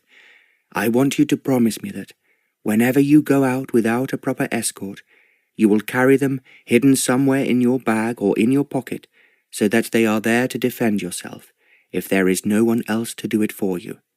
Linetta chuckled. "I feel that where I go will be nice, safe places like France and Italy. Nevertheless, Papa, I will take them with me." "As a good girl, and a sensible one," her father had sighed. When she was leaving for the Balkans, she thought that her father would certainly insist on her taking the 2 pistols with her, especially when she was pretending to be a governess, and would not have a special guard to look after her. Now, as she was riding with the prince, and as he had said, without an escort, her father would most definitely want her to carry them secreted in the pocket of her riding coat. Fortunately, the pockets were deep, and by pressing them in sideways, Linetta was certain that they were well hidden. Equally, she could feel that, if necessary, she could protect herself. "One thing is quite certain," she thought as she took a last glance in the mirror. "No one will pay any attention to me if I am with the prince. I think perhaps it is very risky of him to go riding without an escort." Whatever she might think, the garden was looking so beautiful when she went downstairs and walked towards the palace. It was impossible to think that anyone would want to fight when they could relax in the glorious sunshine. The only noise she could hear was that of the bees as they fluttered over the flowers, and the birds as they flew up into the olive trees. There was no one to be seen as she walked up to the palace. Instinctively, instead of going to the gate that led into the garden, she walked on towards the stables. As she anticipated, the prince was already there. He was supervising the saddling of the horses that Linetta could see at a glance were unusually fine. In fact, she had to admit to herself that they were as good as any horseflesh that her father owned. If she was really honest, they were the finest horses she had ever seen.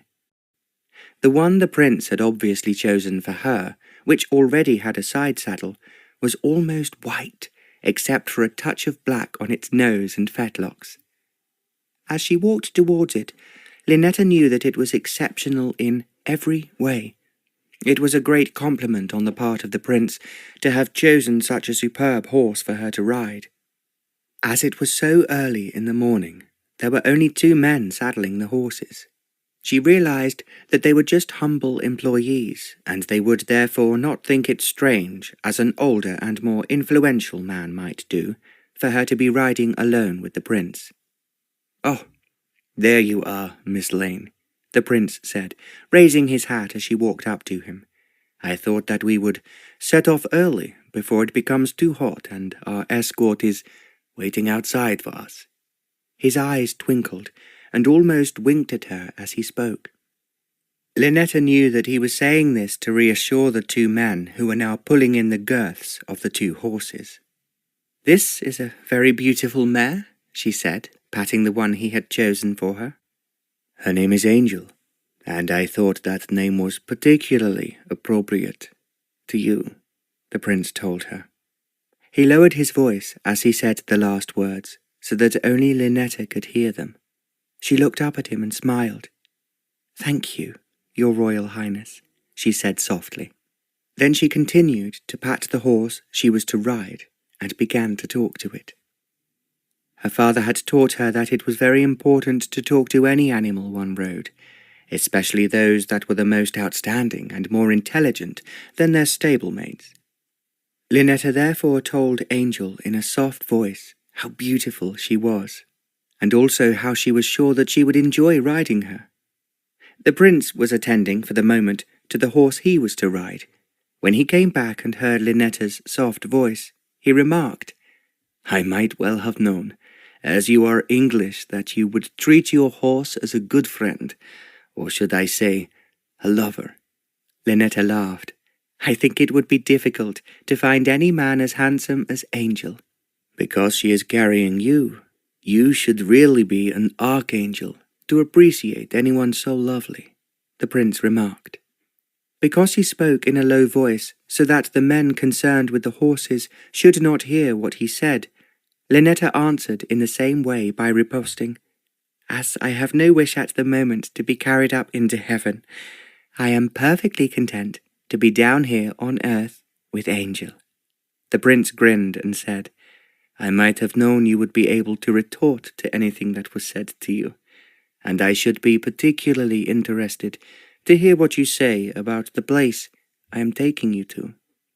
"Is it somewhere special, your Royal Highness?" Linetta inquired. "It is for me, Miss Lane," the prince replied. He realized as he spoke that the horse he was to ride was now ready. Without asking Linetta, he lifted her up in his arms and set her on Angel's saddle. As she picked up the reins in her hands, she thought that this was such an exceptional horse that she must tell her father about it and make certain that she did so as soon as he arrived. It flashed through her mind that he would only be coming if she agreed to marry the prince. If she decided not to, she would merely creep away to the port and leave for England quickly before anyone in the palace could realize what was going on. As the prince flung himself onto the saddle of his horse, they moved away without speaking, past the sentries guarding the gate into the stables almost before they were aware that it was the prince himself. As they reached the open land behind the palace, the prince urged his horse into a gallop. Angel followed without any encouragement from Linetta. Now they were well away from the city and on the open land that Linetta knew finally extended all the way to the sea. At this stage, they were riding along beside a swiftly moving river, and on the other side of it was a range of high mountains, some of them still topped with snow. The grass they were riding through was high, and as they moved on through it, scores of butterflies, most of them a deep golden yellow, fluttered out of the grass ahead of them. It was so beautiful with everything shimmering in the rising sun. Linetta thought that Angel must have carried her into a very special heaven, which she had never imagined before.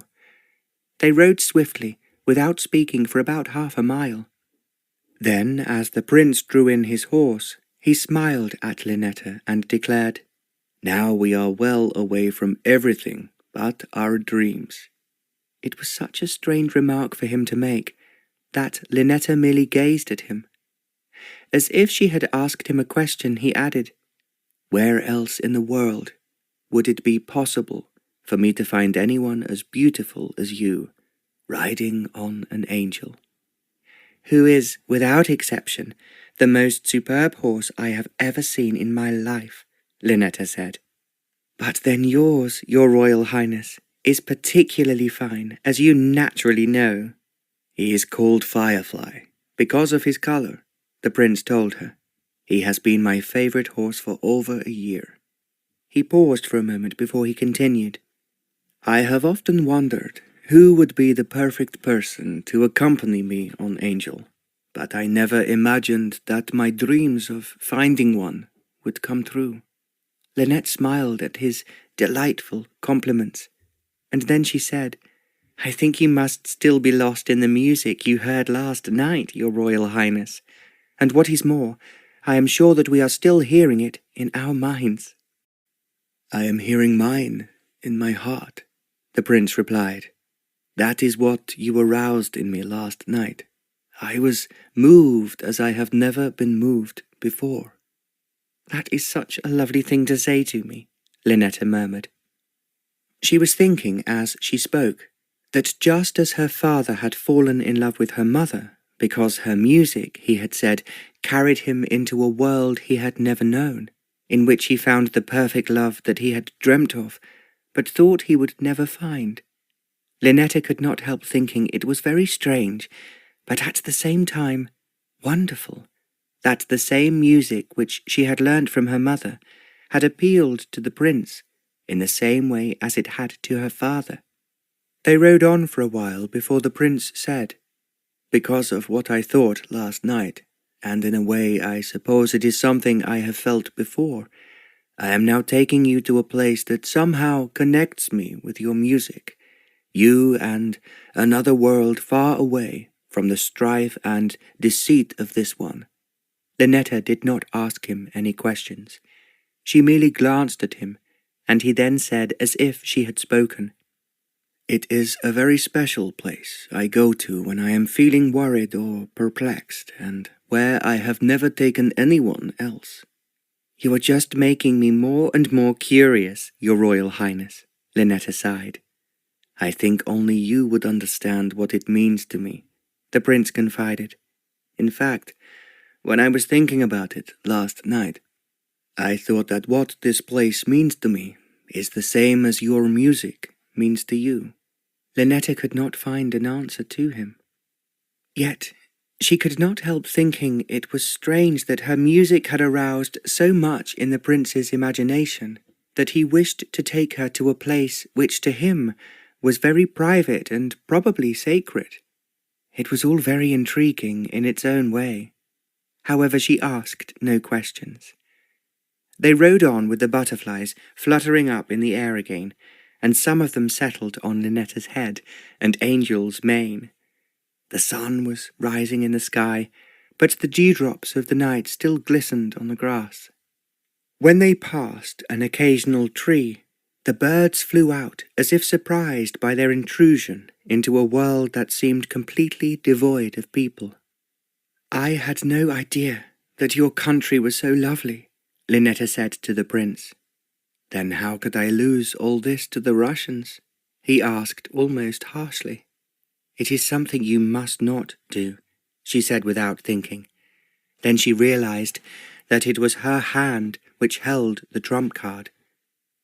Because she was a little apprehensive at what they were doing and at what he had just said, she pressed her horse forward. Once again they were galloping so swiftly that it was impossible to start a conversation. They must have travelled for over a mile when she saw ahead that there was a large wood crossing the field from the river into the distance. It was so far away that she could not see the end of it. Almost instinctively, she then drew Angel into a trot, which soon became a walk. "You must tell me about yourself, Miss Lane," the prince said to her unexpectedly. Linetta started as if wakening from a deep sleep, and managed to reply, "I would much rather hear about you, Your Royal Highness." "Well, what can I say about myself?" the prince asked. "I have inherited this beautiful land, and now it is in danger. A danger that haunts every prince like myself." "Then you must not allow the Russians to take it from you, Your Royal Highness," Linetta urged him. "I expect you know," the prince replied, "as he was staying with our Secretary of State for Foreign Affairs, that he has asked the Queen of Great Britain to give me the one thing that the Russians fear, and that is an English bride. But I have not yet heard from Her Majesty what her answer will be." Linetta thought that the Count had been very clever in making it possible for her to get to know the prince, without there being any obvious reason why she should do so in such a haste, or why, indeed, she was unexpectedly brought from England to teach his children. Because she was curious, she could not help asking him, "And if Her Majesty says yes, will you not find it very difficult to marry someone you have never met, and with whom you will probably have absolutely nothing in common?" "We will have one thing," the prince replied, "and that is if she believes, as I most certainly do, that this very beautiful country of Samosia is worth saving." "Suppose," Linetta said after a short silence, "she does not please you, or you don't please her. What will you do then, your Royal Highness?" "It is a question that I have asked myself 1,000,000 times," the prince answered. "I suppose, like most men, I have always wanted to fall in love with someone who will become my wife, and to believe that she really loves me for myself, and not for my royal position in the social world." He spoke in a way which told Linetta that this was the truth. She was wondering what to reply when the prince asked, "Do you think that it would be easy for me to marry someone under those circumstances, Miss Lane?" There was silence for a while before he went on. "Do you think that I would not suffer when I lose the dreams you aroused in me last night, that are so much part of me that I felt I should be only half myself without them?" "Perhaps," Linetta suggested, "you will fall in love with the woman the Queen chooses for you." The prince laughed, and it was not a pleasant sound, and then he replied, "Life is not like that, except in our dreams and in your music. Life is cold and harsh." There was silence for a moment. When Linetta did not speak, he carried on. "Of course, I must do everything in my power to make an English bride, if the Queen does give me one, as happy as it is possible for her to be in a strange country, with a strange man for whom she obviously has no feeling, until she actually arrives and can then see me for the first time." He spoke grimly, and there was now a hard note in his voice. It told Linetta that he was as apprehensive about the future as she had been before she left England. "I know, without you saying so," the prince went on, "that you are thinking of an alternative. I have thought, and I realize that I have to accept this woman to save my country, or refuse her, and lose it." "It may not be as bad as you think," Linetta said softly. "After all, she is surely facing the same problem as you are." The prince laughed. "Has there ever been a woman who has not wanted to marry a king, a prince, a duke, or a lord? I will not deceive myself, because I would be incredibly stupid to do so." He gave a sigh as he added bitterly, "She will marry me just because I am a prince, and doubtless she will make a very good princess." As Linetta did not speak, he went on, "But there will be no room for the dreams such as you awoke in me last night. There will be no answer to the question I want you to pose to the special place where I am taking you." As if he could not bring himself to say any more, he spurred his horse forward. Linetta then had some difficulty in catching up with him. In fact, they had almost reached the trees which lay ahead of them before the prince pulled up his horse once again to walk. "You must forgive me," he said as Linetta came beside him.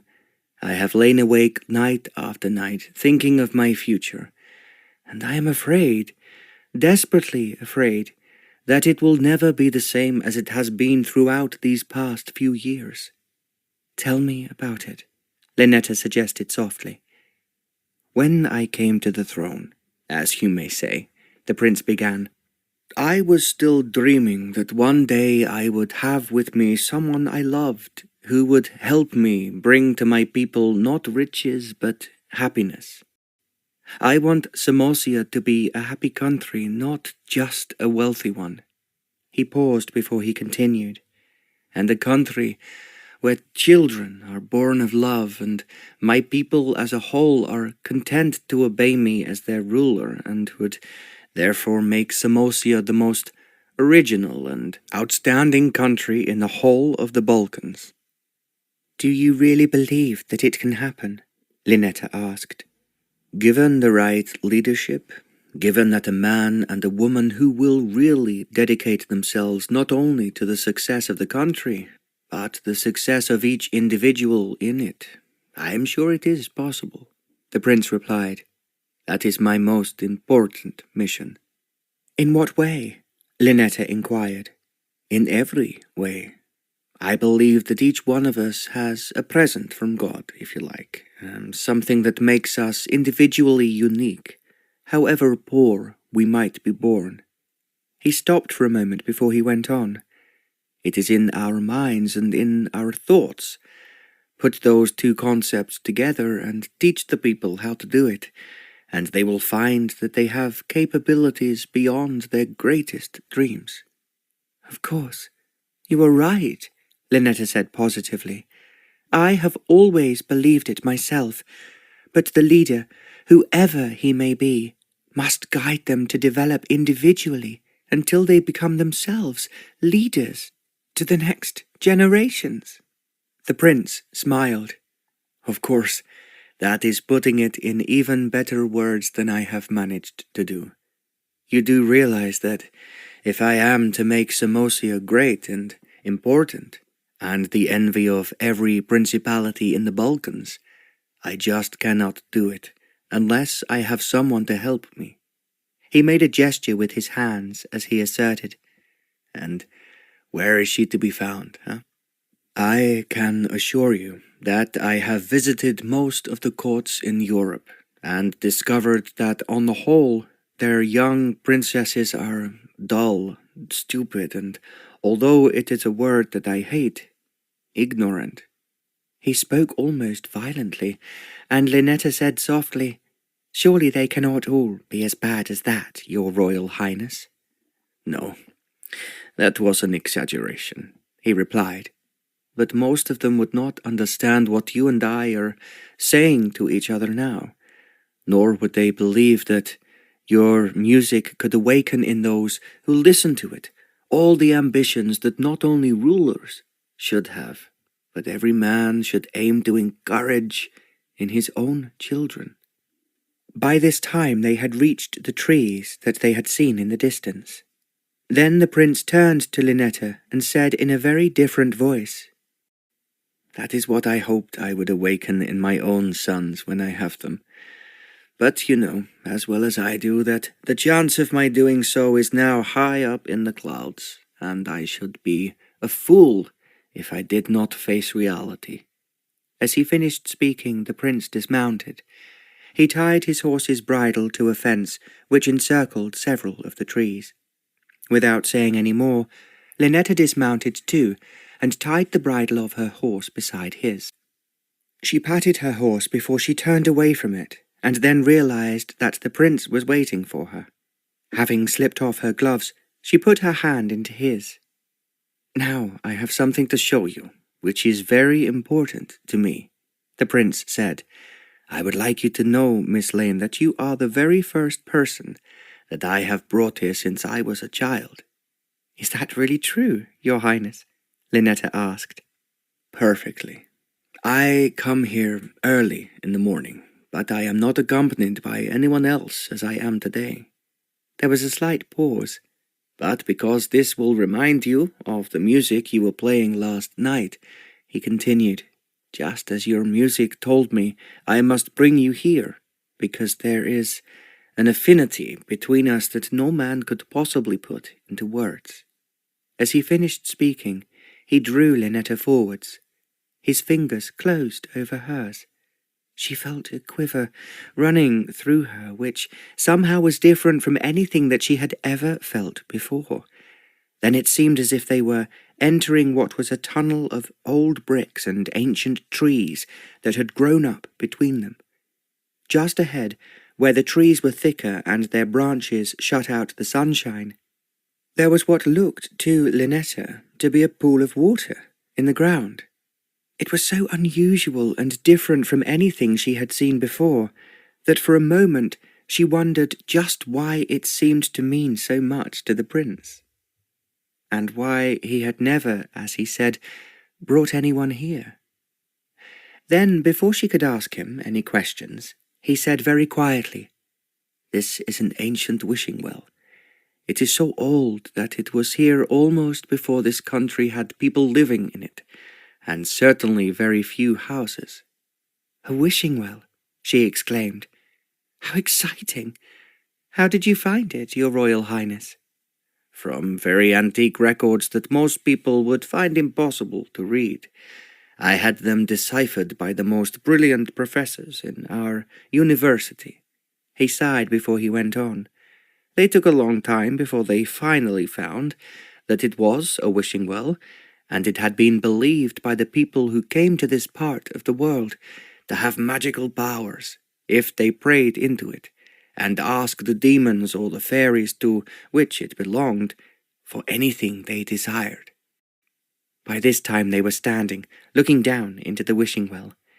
As the prince was still holding her, Linetta bent forward to gaze as far as she could into the depths of the water in front of her. She was thinking that the wishing well itself must be very deep, when the prince said, "I have been coming here frequently, ever since I discovered it with all my problems and difficulties.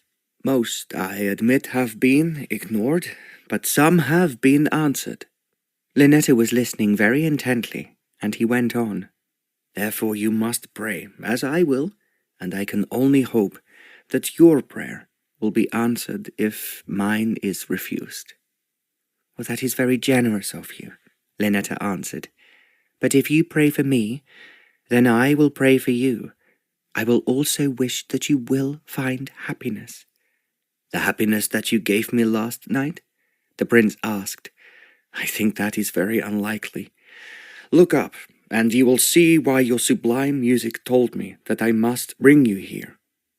Linetta looked up, which she had not done as she entered. Now she saw that the tall trees overhead, with the sunshine behind them, created a strange, mystic beauty that was different from anything she had ever seen before. Yet in a way she could understand that, just as it aroused something strange within her, as it was so lovely and the sunshine seemed to have turned the leaves of trees to shimmering gold, the wishing well could, in fact, give those who prayed to it what they desired. Without being aware of it, her fingers tightened on the prince's hand. He looked at her with a faint smile on his face, as he said very softly, "Now you understand? Now you know what you gave me, and what I am now trying to give to you." Because, in a way it was so moving, Linetta could not find any words to reply to him. Then suddenly their heads were turned towards the flickering light of the sun that came through the trees, and a harsh voice rang out, "Here they are." Linetta then looked down and realized that standing opposite them, on the other side of the wishing well, were two men. It took her a moment to realize that they were in uniform and were very obviously Russians. As the prince's fingers now tightened on hers, they were almost painful. Then she heard him demand of the Russians, "Who are you, and what are you doing here?" To her astonishment, he did not speak in his own language, but in German, which she had always understood the Russians used when they were moving about Europe, and not in their own country. "We have been looking for your Royal Highness," one of the men replied, "and as we've been so clever in finding you, we'll certainly be rewarded when we tell those who sent us that your body lies at the bottom of this well, from which it can never be recovered." As he spoke, he pulled a gun from under his arm, and the man beside him did the same. It flashed through Linetta's mind that these men were about to kill the prince, and she felt the full horror of the moment and could only gasp. Then she remembered the pistols which were in the pocket of her coat. Swiftly, so swiftly, that the two men on the other side of the wishing well were not even aware that she had moved, she pulled out both the pistols. Even as the men who had spoken brought his gun down towards the prince's head, she shot him between the eyes. The other man she then shot in the throat with the pistol in her left hand. The noise of the gunfire seemed to echo as the men fell backwards. Then the prince, who appeared to have been almost in a dream, put his arm around her and drew her away from the wishing well and outside to where their horses were tied. Only as they reached them did Linetta manage to stammer in a shaky voice. They were going to kill you. You saved my life, my darling," he sighed. He pulled her into his arms as he spoke. Then his lips came down on hers, and he held her closely against him. For a second, Linetta could hardly believe what was happening. Then she felt something strange within her heart. It was a feeling that she had never known before, yet it seemed to fill her mind and her body in a way that she did not understand. But she knew it was something wonderful that she had always hoped to find one day. The prince's lips were on hers, and his arms were round her so closely that she could hardly breathe. Without saying a word, he picked her up in his arms and put her onto Angel's back. He set her free, and then he just seemed to leap onto his own horse. Only as he started to move off, with Linetta behind him, did he say, "There are sure to be others with them. They will not be alone. So we must ride as quickly as we can, back to civilization." He did not wait for her answer, but bent forward to urge his horse into moving even quicker than it had done before, and Linetta did the same. She knew that the prince was right in thinking that the two Russians would not be alone. There was perhaps a regiment of soldiers moving into Samosia with the intention of taking it over, just as in the north of the country there would be another Russian regiment moving towards the city. If they had not hurried that much on their way from the palace, they certainly rode back at a speed that Linetta was to think afterwards was faster than the wind itself. As they arrived at the palace gate and the sentries came to attention, they galloped on into the stable yard. When their sweating horses came to a standstill, the prince said, "I must warn the general in command immediately, as well as the prime minister, of what I am now certain are the beginnings of an invasion by the Russians. Please, tell the count at once what has happened." It was an order. Linetta then ran as quickly as she could through the garden until she reached the count's house. As she expected, the family were having breakfast. When she saw them in the breakfast room, she then entered through the French window, which, like the others in the house, opened into the garden. The count, who was sitting at the end of the table with his children on either side of him, looked up in great surprise as she came bursting into the room. "What has happened?" he asked anxiously. "The Russians are closing in on the city," Linetta said breathlessly. "They are coming from the south and the north. Will you tell the Prime Minister that His Royal Highness is doing everything that he can, but you have a special message from Her Majesty the Queen?" "A special message?" the Count managed to say. He had risen to his feet as Linetta was speaking. He was staring at her as if he could hardly believe what was occurring. "What you have to do," Linetta urged, "is to get the church bells ringing and send out the heralds, as many as possible, to tell the people of Samosia that Her Majesty the Queen of Great Britain is sending the prince a bride." "So, you have made up your mind," the Count managed to utter. In his surprise, his words seemed to topple over themselves. "Yes, I will marry the prince this afternoon at 4 o'clock, Linetta told him, "and that will be more effective in stopping the Russians than any soldiers could be." "This afternoon?" the Count exclaimed loudly, as if he could not have heard her straight. "I am now going to meet my mother and father, who I am certain will have arrived at the port by now," Linetta answered. "I will need a fast carriage to bring them back in."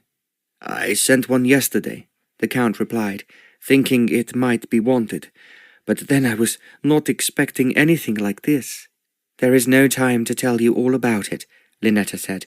"You must send an escort to meet us, as we will go straight to the cathedral, where all the bells must be ringing to welcome us." She paused before she went on excitedly.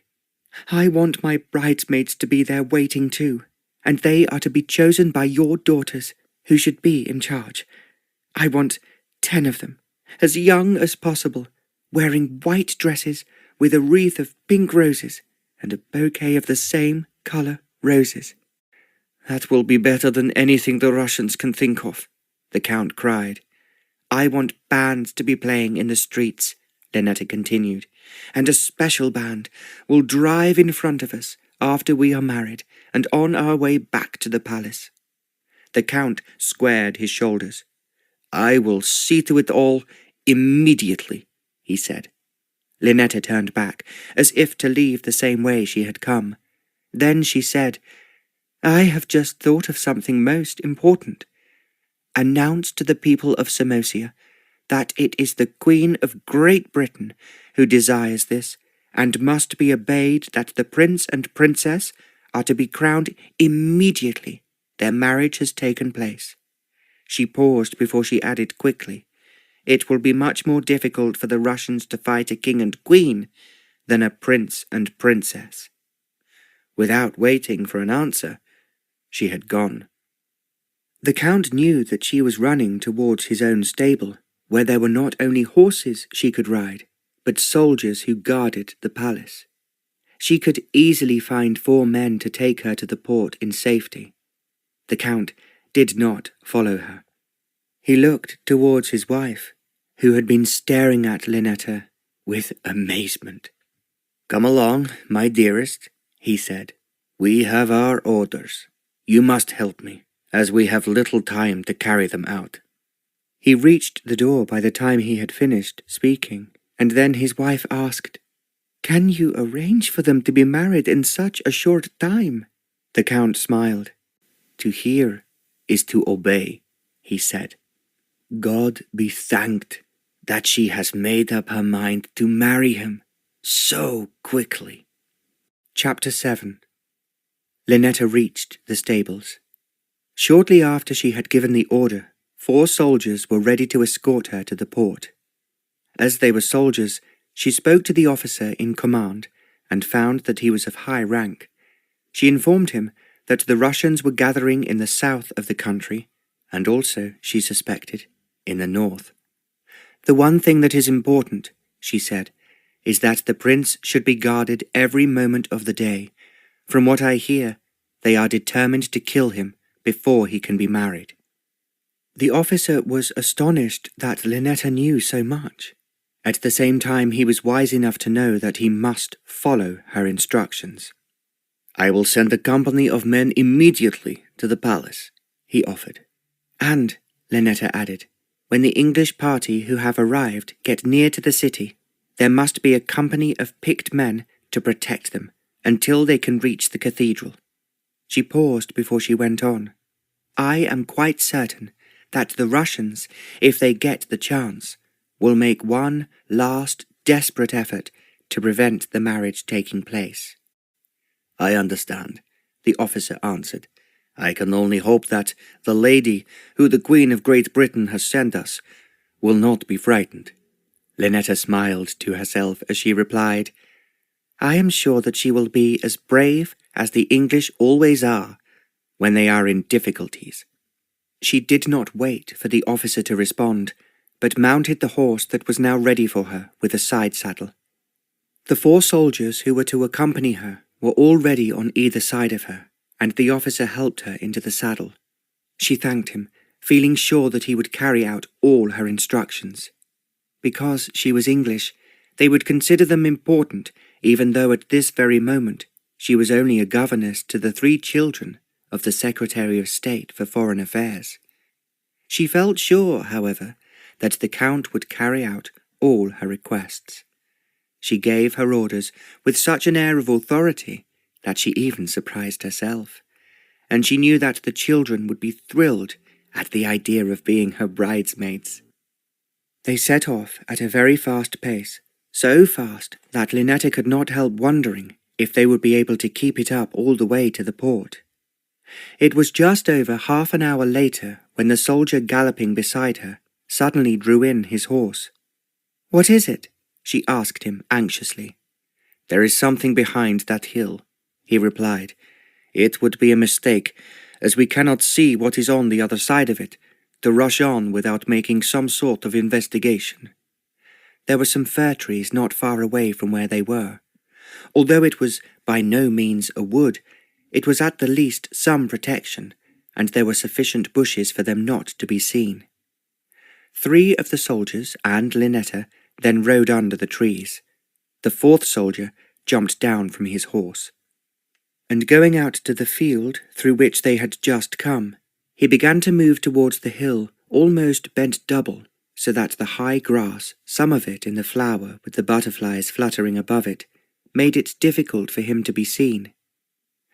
Waiting for him under the trees and being careful to ensure that their horses were completely hidden, the 3 soldiers watched in silence as he next went down on his knees as he neared the top of the hill. As they had a quick glance of him reaching the top, he disappeared. They waited breathlessly in silence.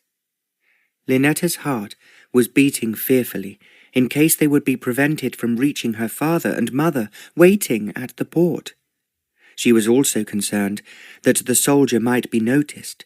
If there were indeed Russians on the other side, he could be accused of spying on them, and they might kill him, or perhaps torture him to give them information about the city, and whether it was really intended, as they had heard, that the prince was to marry a bride from Great Britain. Linetta was well aware, although she did not put it into words, that if they could kill the prince before he was married, then it would be very hard to find someone to take his place, someone who would undoubtedly have to fight violently to prevent the country falling into the Russians' hands. Also, it would be highly unlikely that anyone would be willing to take on such a precarious post.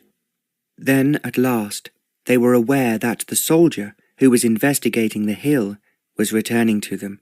Although they only caught a brief glimpse of him moving in the high grass, they realized without being told that something was wrong. When he reached them, he moved so swiftly into the cover of the bushes that they sensed danger. "It's the Russians," he managed to say at last in a low voice. "There's at least 30 or 40 of them, all I should imagine making for the city, unless, of course, they are watching the ships for some reason or other." Linetta found herself tremble at the thought of them not only stopping her father and mother from helping to save the prince, but perhaps slaughtering them before they even reached the city. "What shall we do?"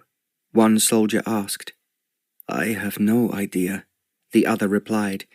"It'll be a mistake for them to see us." Suddenly, there was a trumpet call which seemed to echo round and round. The 4 soldiers and Linetta stiffened. Then, unexpectedly, they could see quite a number of men climbing to the top of the hill. "They are going straight to the city," Linetta told herself. "Perhaps, although I have warned them, they will not protect the prince, and he will be killed." She so wanted to warn him and to save him from the Russians, but she realized that she would be seen if she tried to turn back. It would be a grave mistake to let her father and mother become involved in what would undoubtedly be a very vicious war. "Oh, what can I do? What can I do?" she asked herself despairingly. Then one of the soldiers gave an exclamation. "They're being lined up.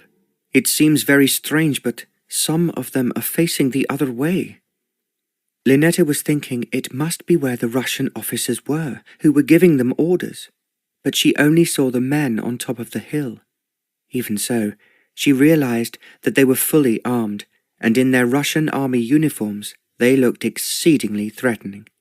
It was these men, she thought, who must be the comrades of the 2 men she had killed at the wishing well. Perhaps a spy had found out that the prince often visited the wishing well, and they had therefore been told to see if he was there, and to kill him. It would be, as she well knew, a tremendous feather in Russia's cap if they could prevent the marriage, which had the blessing of Queen Victoria, taking place. At the same time, removing the rightful prince, whose family had served Samosia for many centuries. "I cannot think what they are doing," The soldier nearest to Linetta murmured. Then suddenly there came another blast of trumpets, giving the orders to march. It was then that all the Russian soldiers on the hill looked north as if trying to see the city in the distance. But now, to Linetta's surprise, they turned left. As they moved on, she could see clearly the heads of the other men below them, and knew that they were on the march too. They were heading for the wishing well, where she had been this morning with the prince. It flashed through her mind that they were going in that direction because they had either found or would find the two men she herself had shot. They are looking for them, she thought to herself, and when they find them, as they will eventually, it will be impossible for them to know whether or not they have been shot by the prince they were seeking, or indeed by someone else. She hesitated, and then added to herself, perhaps they are seeking the other soldiers who had come down from the barracks, which, like the palace, is some distance to the right of where they are heading. If they were marching, perhaps there would be no real reason for them to hurry, she thought. They would therefore not reach the wishing well for an hour or more. If they did return immediately, she was sure by that time that her father and mother would have left the ship and would be on their way to the city. They are going away, the soldier next to Linetta exclaimed. I wonder where they are going. I expected them to march to the city straight away, which we have just left, and stir things up even more than they are already. Well, one blessing is that they will not bother us, the other soldier said. When we leave this lady, with the ship she is expecting from England, we had better get back as quickly as we can, and warn them that these new soldiers have just come here by sea, and because they are up to no good, the sooner they are sent back to where they have come, the better. There, we agree with you, the first soldier said. But we must drop this lady first, as we were ordered to do. Of course we must, another agreed. At the same time, it is no use her walking into a hornet's nest, as one might say, and we had best ride a bit to the left, before we turn down the coast towards the port. They all concurred with him. Linetta said a little prayer of thankfulness as they rode out to the left side of the hill. Looking back, she could see that there was no one on the hillside any longer. She was only very grateful that she had been saved from running into the Russians. They were clearly on the wrong track if they were intending to kill the prince before he was married. I have certainly been lucky today, she thought, if at no other time. If she had not killed the two men who were out to shoot the prince, then there would be no question of her marrying him to save his country. She knew now that she wanted to save him more than she had ever wanted anything in her whole life. She wanted to marry him. She wanted to be his wife.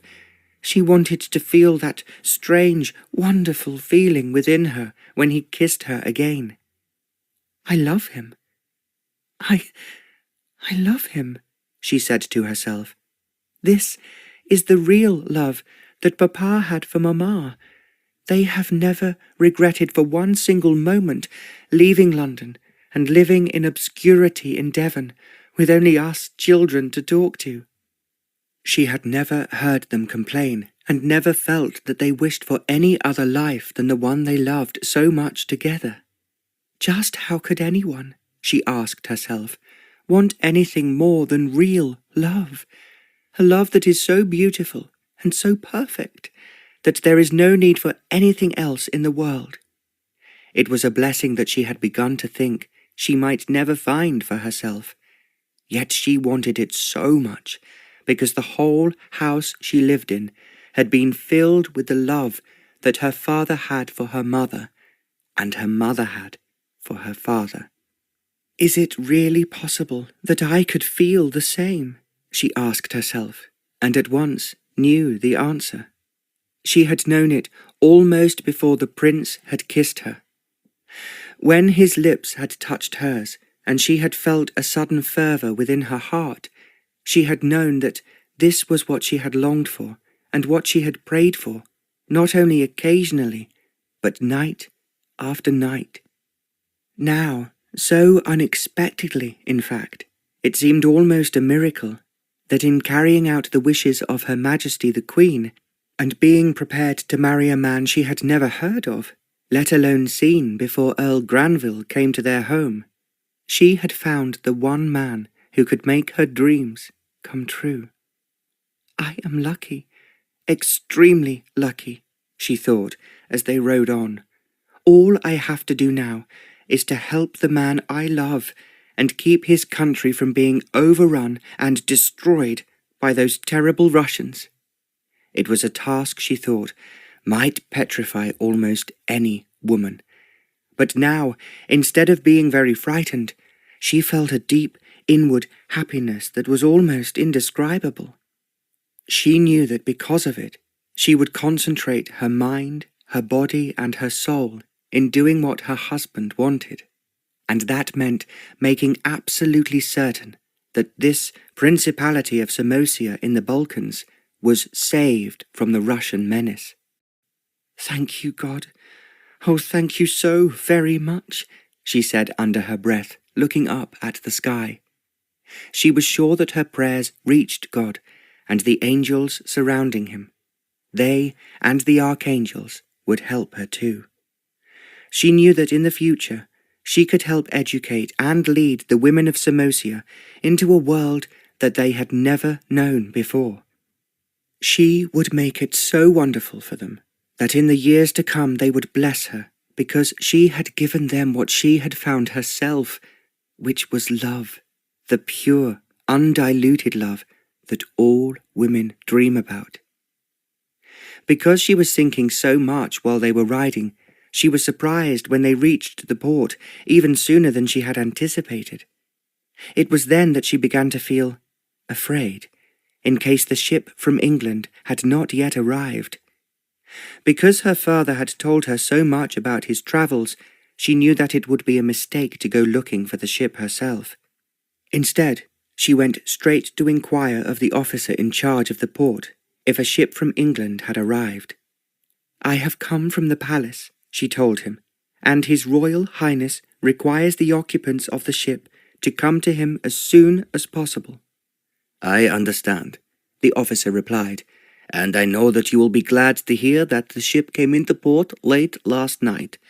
You may walk to it now and board it." "That is very kind of you," Linetta said. Because she looked so lovely, at the same time far more important than he thought her to be, the officer took her himself down a passage which was a far quicker way of reaching the ship at the quay than going the way usually used by travellers.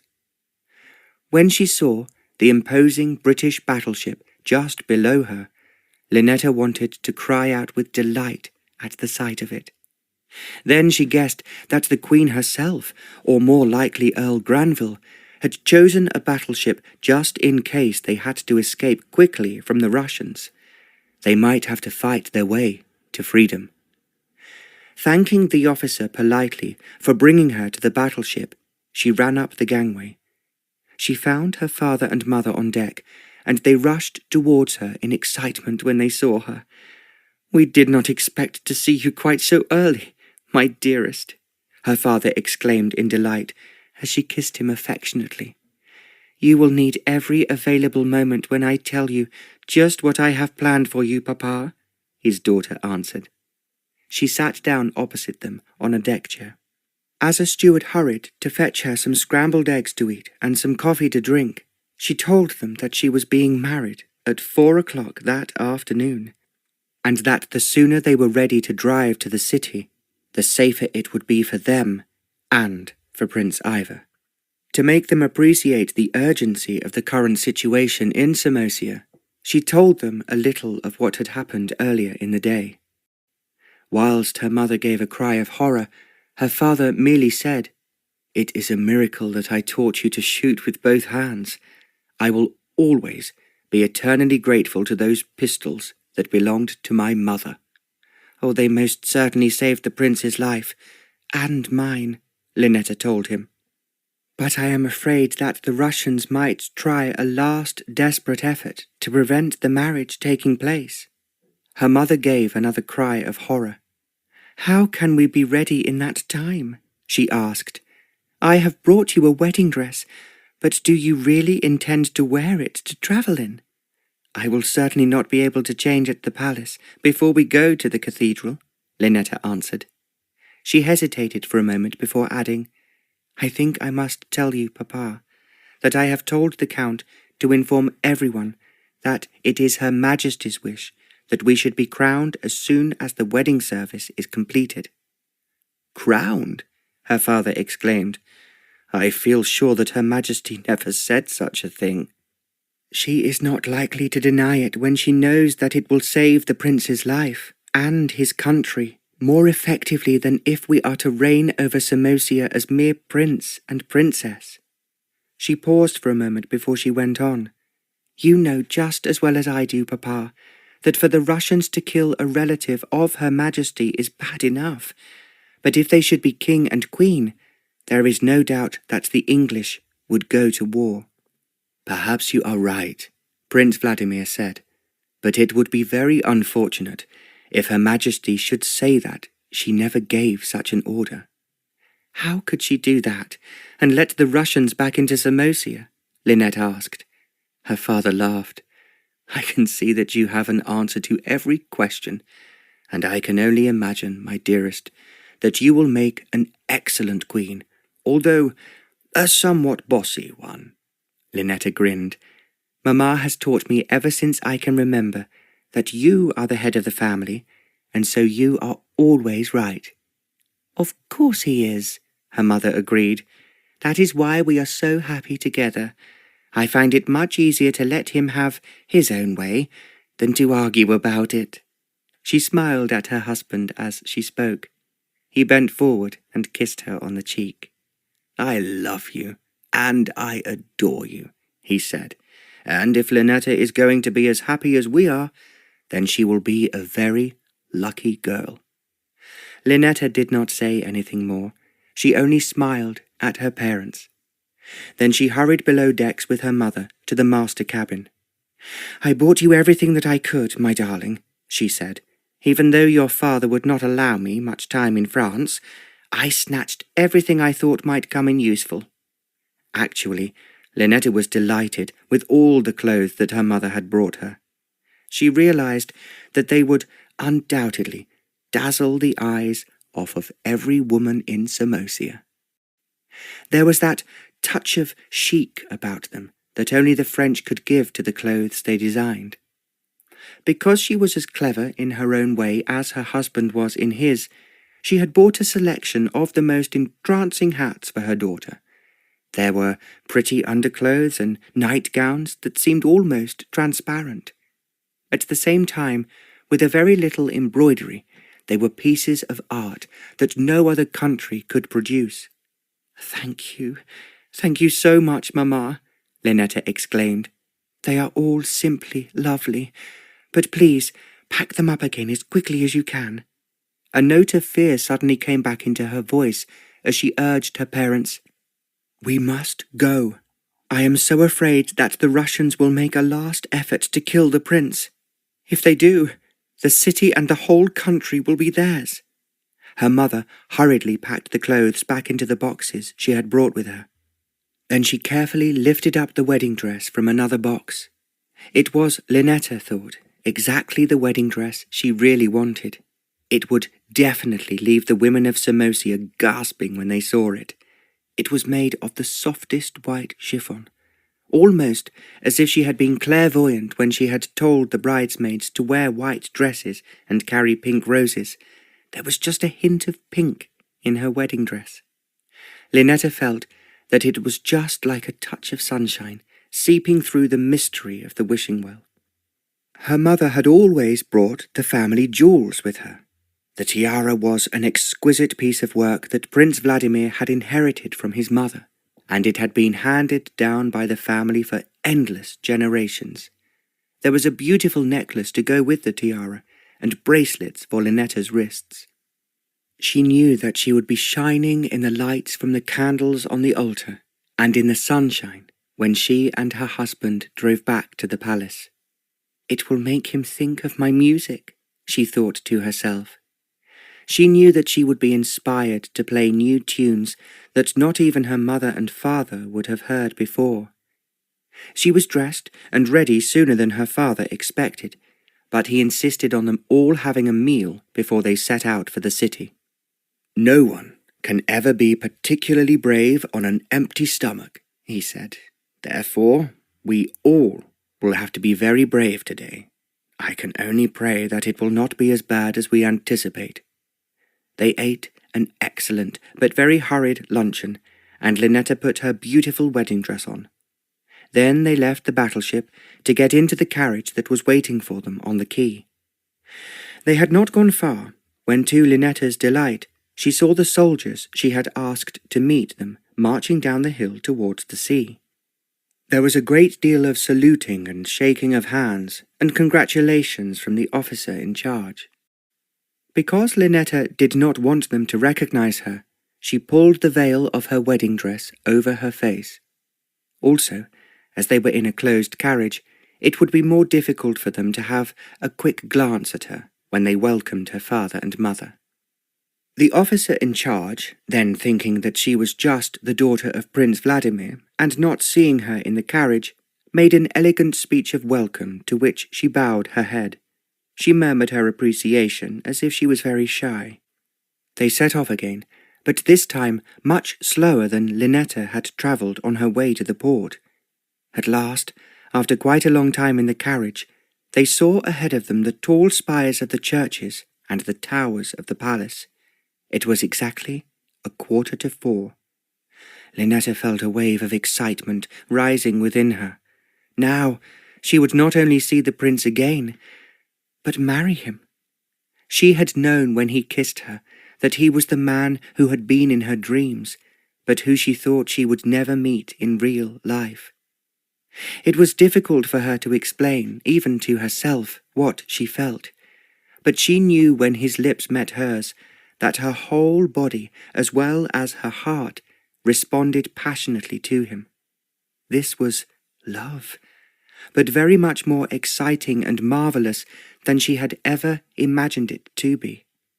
As they entered the city and their carriage rode on towards the cathedral, she felt that he had been as moved by the kiss as she had been.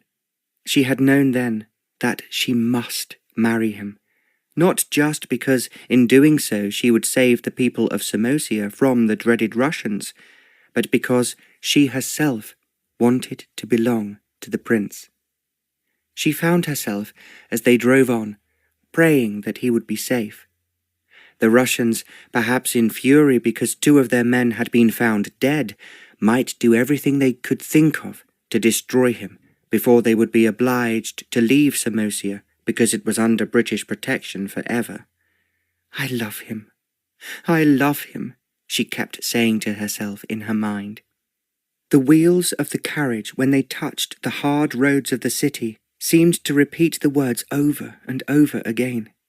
In the short time she had given them to prepare for the marriage, they had, to her delight, found a number of Union Jacks which were now flying from the windows of the houses that they were passing. To her surprise, there was also a large brass band, playing God Save the Queen, in the square outside the cathedral. It was exactly 1 minute to 4 o'clock when the carriage drew up outside the steps that led up to the west door of the large and ancient Cathedral of Samosia. It had stood proudly there for many centuries and was revered by endless pilgrims from all over the Balkans, who would come to pray and present their offerings to the patron saint of Samosia, St. Demetrius. The soldiers who had escorted them were joined by those waiting for Linetta's arrival at the cathedral. On what had obviously been their orders, they stood in line and made a passage for her from her carriage to the west door. The soldiers' bayonets were raised over her head so that it would be impossible for her to be fired at by an enemy. As Linetta reached the west door with her mother and father behind her, the organ inside the cathedral began to play a rousing march. The 10 bridesmaids were waiting for her, looking like a bunch of roses themselves. The 2 girls, who were the daughters of the Count, rushed up to her, and she kissed them both. She told them all how beautiful they were, and how grateful she was. "It is marvellous, absolutely marvellous," they kept saying over and over again. As she moved up the aisle, the eldest girl put the bridesmaids into order, and they followed Linetta as if they were part of her wedding gown. A verger walked slowly ahead of her and her father, carrying a golden cross.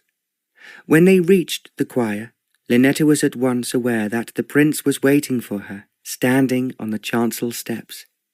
She had thrown back her veil before she left the carriage, so that all of the packed congregation could see her face. She was wondering, as she moved forward on her father's arm, what the prince was feeling.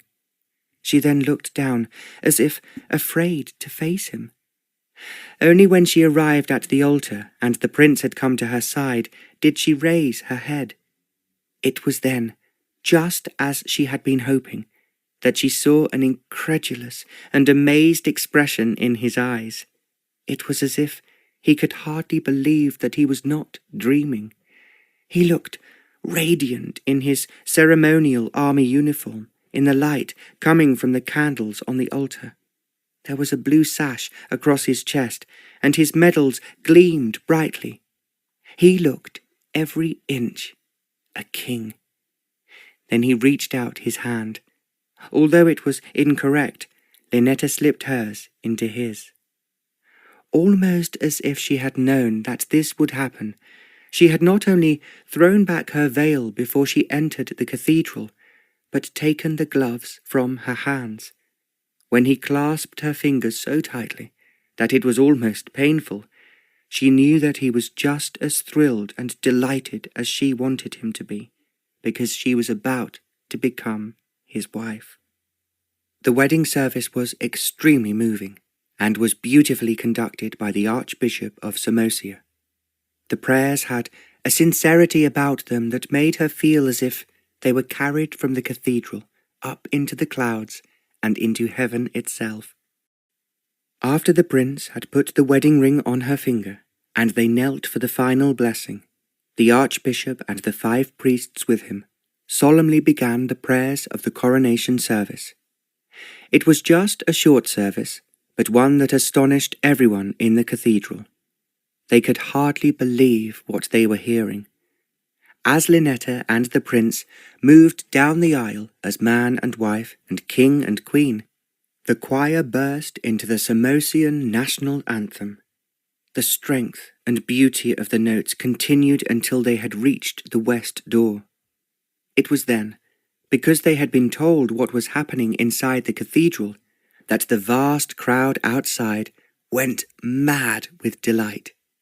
They cheered and cheered as they covered the bride and bridegroom with rose petals. They were throwing every flower they could find in the square at their feet.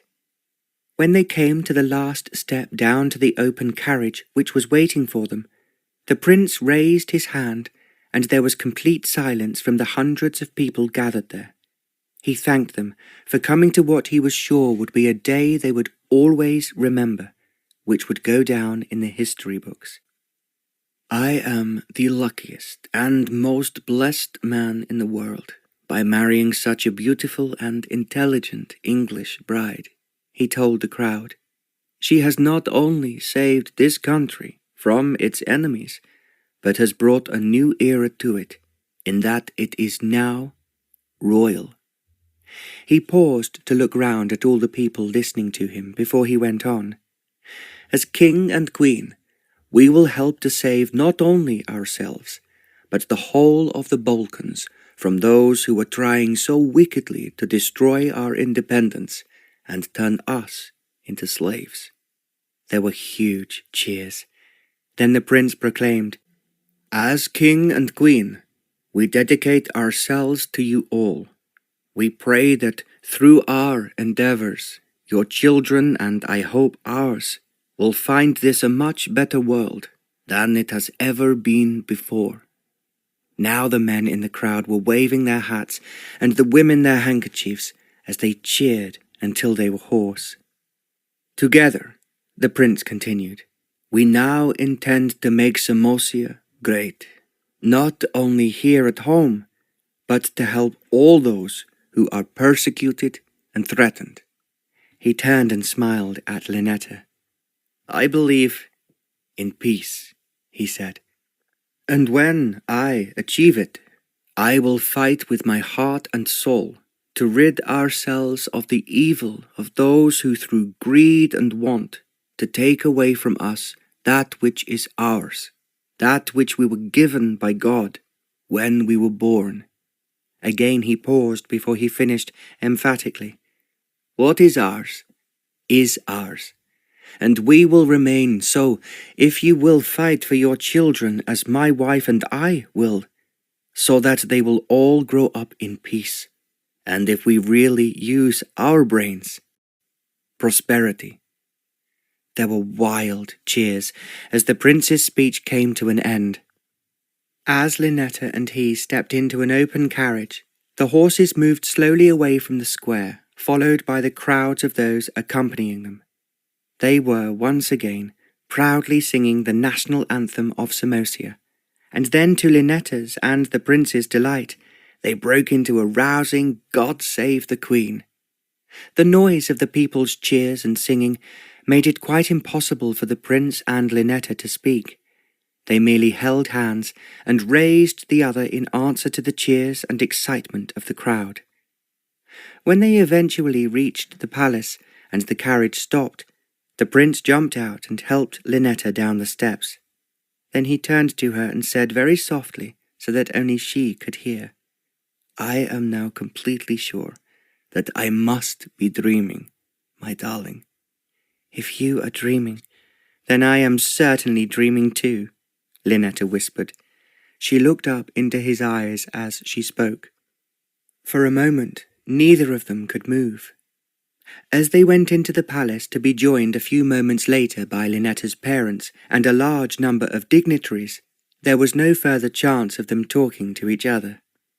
There was an endless supply of champagne to drink their health with, and it was poured out liberally by a small army of attendants. Also, there was an enormous wedding cake that had been made by the chefs at the palace as soon as they learnt that there was to be a royal wedding. It was late before anyone made a move to leave the palace and all the festivities. When they did, the prince said, "My wife and I are exceedingly grateful for your congratulations and good wishes, and that you came to our wedding." There was a respectful silence before he smiled and went on. "But as we have both had a very long and arduous day, I now insist on my wife retiring, and I know you will understand if we now bid you good night and go to our own private apartments." There was clapping and cheering after he had said this. Then, when they were just on the point of moving away, there were cries of, "God bless the bride, and God bless you both, now and forever." Linetta put her arm through the prince's. As they walked up the stairs together, he said, "I still think that I am dreaming. How could you have deceived me so cleverly, my darling?" "I had to decide whether or not I would marry you," Linetta replied. "I could not contemplate marrying a man I had never seen." "You played your role as a governess to the Count's children so very cleverly, Miss Lane, and you completely deceived me, and even so I fell madly in love with you," the prince answered. "But we will talk about it later." They had reached her bedroom by this time, and he added, "We have now been crowned the King and Queen of Samosia, thanks to you, my darling. But I feel more that we have been crowned by music, your wonderful music, that is not of this world." She saw that there were 2 maids waiting outside to help her out of her wedding dress. The prince went to his own room, which was next door. Because they realized that she wanted to be quiet, the maids undressed her quickly and then helped Linetta into one of the beautiful nightgowns that her mother had bought for her in France. The maids left her after murmuring, Good night, and God bless your Majesty." Linetta walked to the window. As she expected, the moon was turning the garden to silver. The many fountains were still throwing their water up into the sky. There was a full moon, and the stars were coming out. It was so beautiful that she felt almost as if it really was just a dream, and so could not be happening to her. Then, suddenly, as she had not heard him entering the room, the prince was at her side. For a moment, they looked into each other's eyes and did not speak. Then he said, in a voice that seemed strange even to Linetta, "You are so lovely, so perfect, and so exactly what I asked the wishing well to give me, but I still don't believe you are true." He put his hand over hers as he went on. "I feel that you may fly away into the sky and become one of the angels, and I will never find you again." "I am yours," Linetta sighed gently. "I promise I will never leave you." "That is all I want to hear," her husband answered. "Oh, my darling, how could you have been so clever and so brave, not only to save my life, but to leave me without the slightest idea that you were the marvelous bride who was to save my country and me from destruction?" "I had to see you first, even though I knew that it was my duty to save Samosia," Linetta said in a low voice. She smiled as she went on. "But when I saw you for the first time, I knew that you meant something more to me than any man could." Her voice dropped to little more than a whisper as she said, "When you kissed me, I knew that I had found the love I had always prayed for, which I thought I would never have." "I felt exactly the same," the prince replied. "I was marrying for my country, and from the first moment that I saw you, I knew that you meant something very special to me, that no woman has ever done." He drew in a deep breath before he went on. "But when I kissed you, I knew that you were everything I had ever dreamt of, believed in, or prayed for. Oh, my precious, my darling one, how could we ever have been so lucky? How could we have been able to find each other, when, under the circumstances, it seemed so impossible that we should?" He pulled Linetta to him as he spoke. Then his lips were on hers. He was kissing her wildly and passionately. At the same time, he felt that he had found the Holy Grail, and it was his, forever. A long time later, they moved into the huge bed that was ornamented with golden cupids, birds, and butterflies. As the prince carried Linetta from the window, he set her down very gently against the pillows. Then, blowing out all the candles round the bed, he joined her. He did, however, leave the curtain open. The magical moonlight came streaming in through the window, making the room, the prince thought, feel as it had when Linetta had played the piano to him. To Linetta, it was as if the angels themselves had come down to encircle them both, with the real love that only comes from God. Then, as the prince drew her even closer to him, and his kisses grew more demanding, the touch of his hands made Linetta feel as if he drew her heart from her body and made it his. "I love you. I adore you, Ivor," she whispered not once, but time after time. Then he said, in a voice which hardly sounded like his, "You are mine, now and forever. Oh, my darling Linetta, how could God have been so kind to us both?" As he kissed her wildly, then very gently, so as not to frighten her, he made her his. It was then, at that moment of sublime rapture, that Linetta knew they had reached heaven, the heaven that so graciously had brought them together. It had given them the love that came from God, was part of God, and was theirs for eternity and beyond. Crowned by Music, written by Barbara Cartland.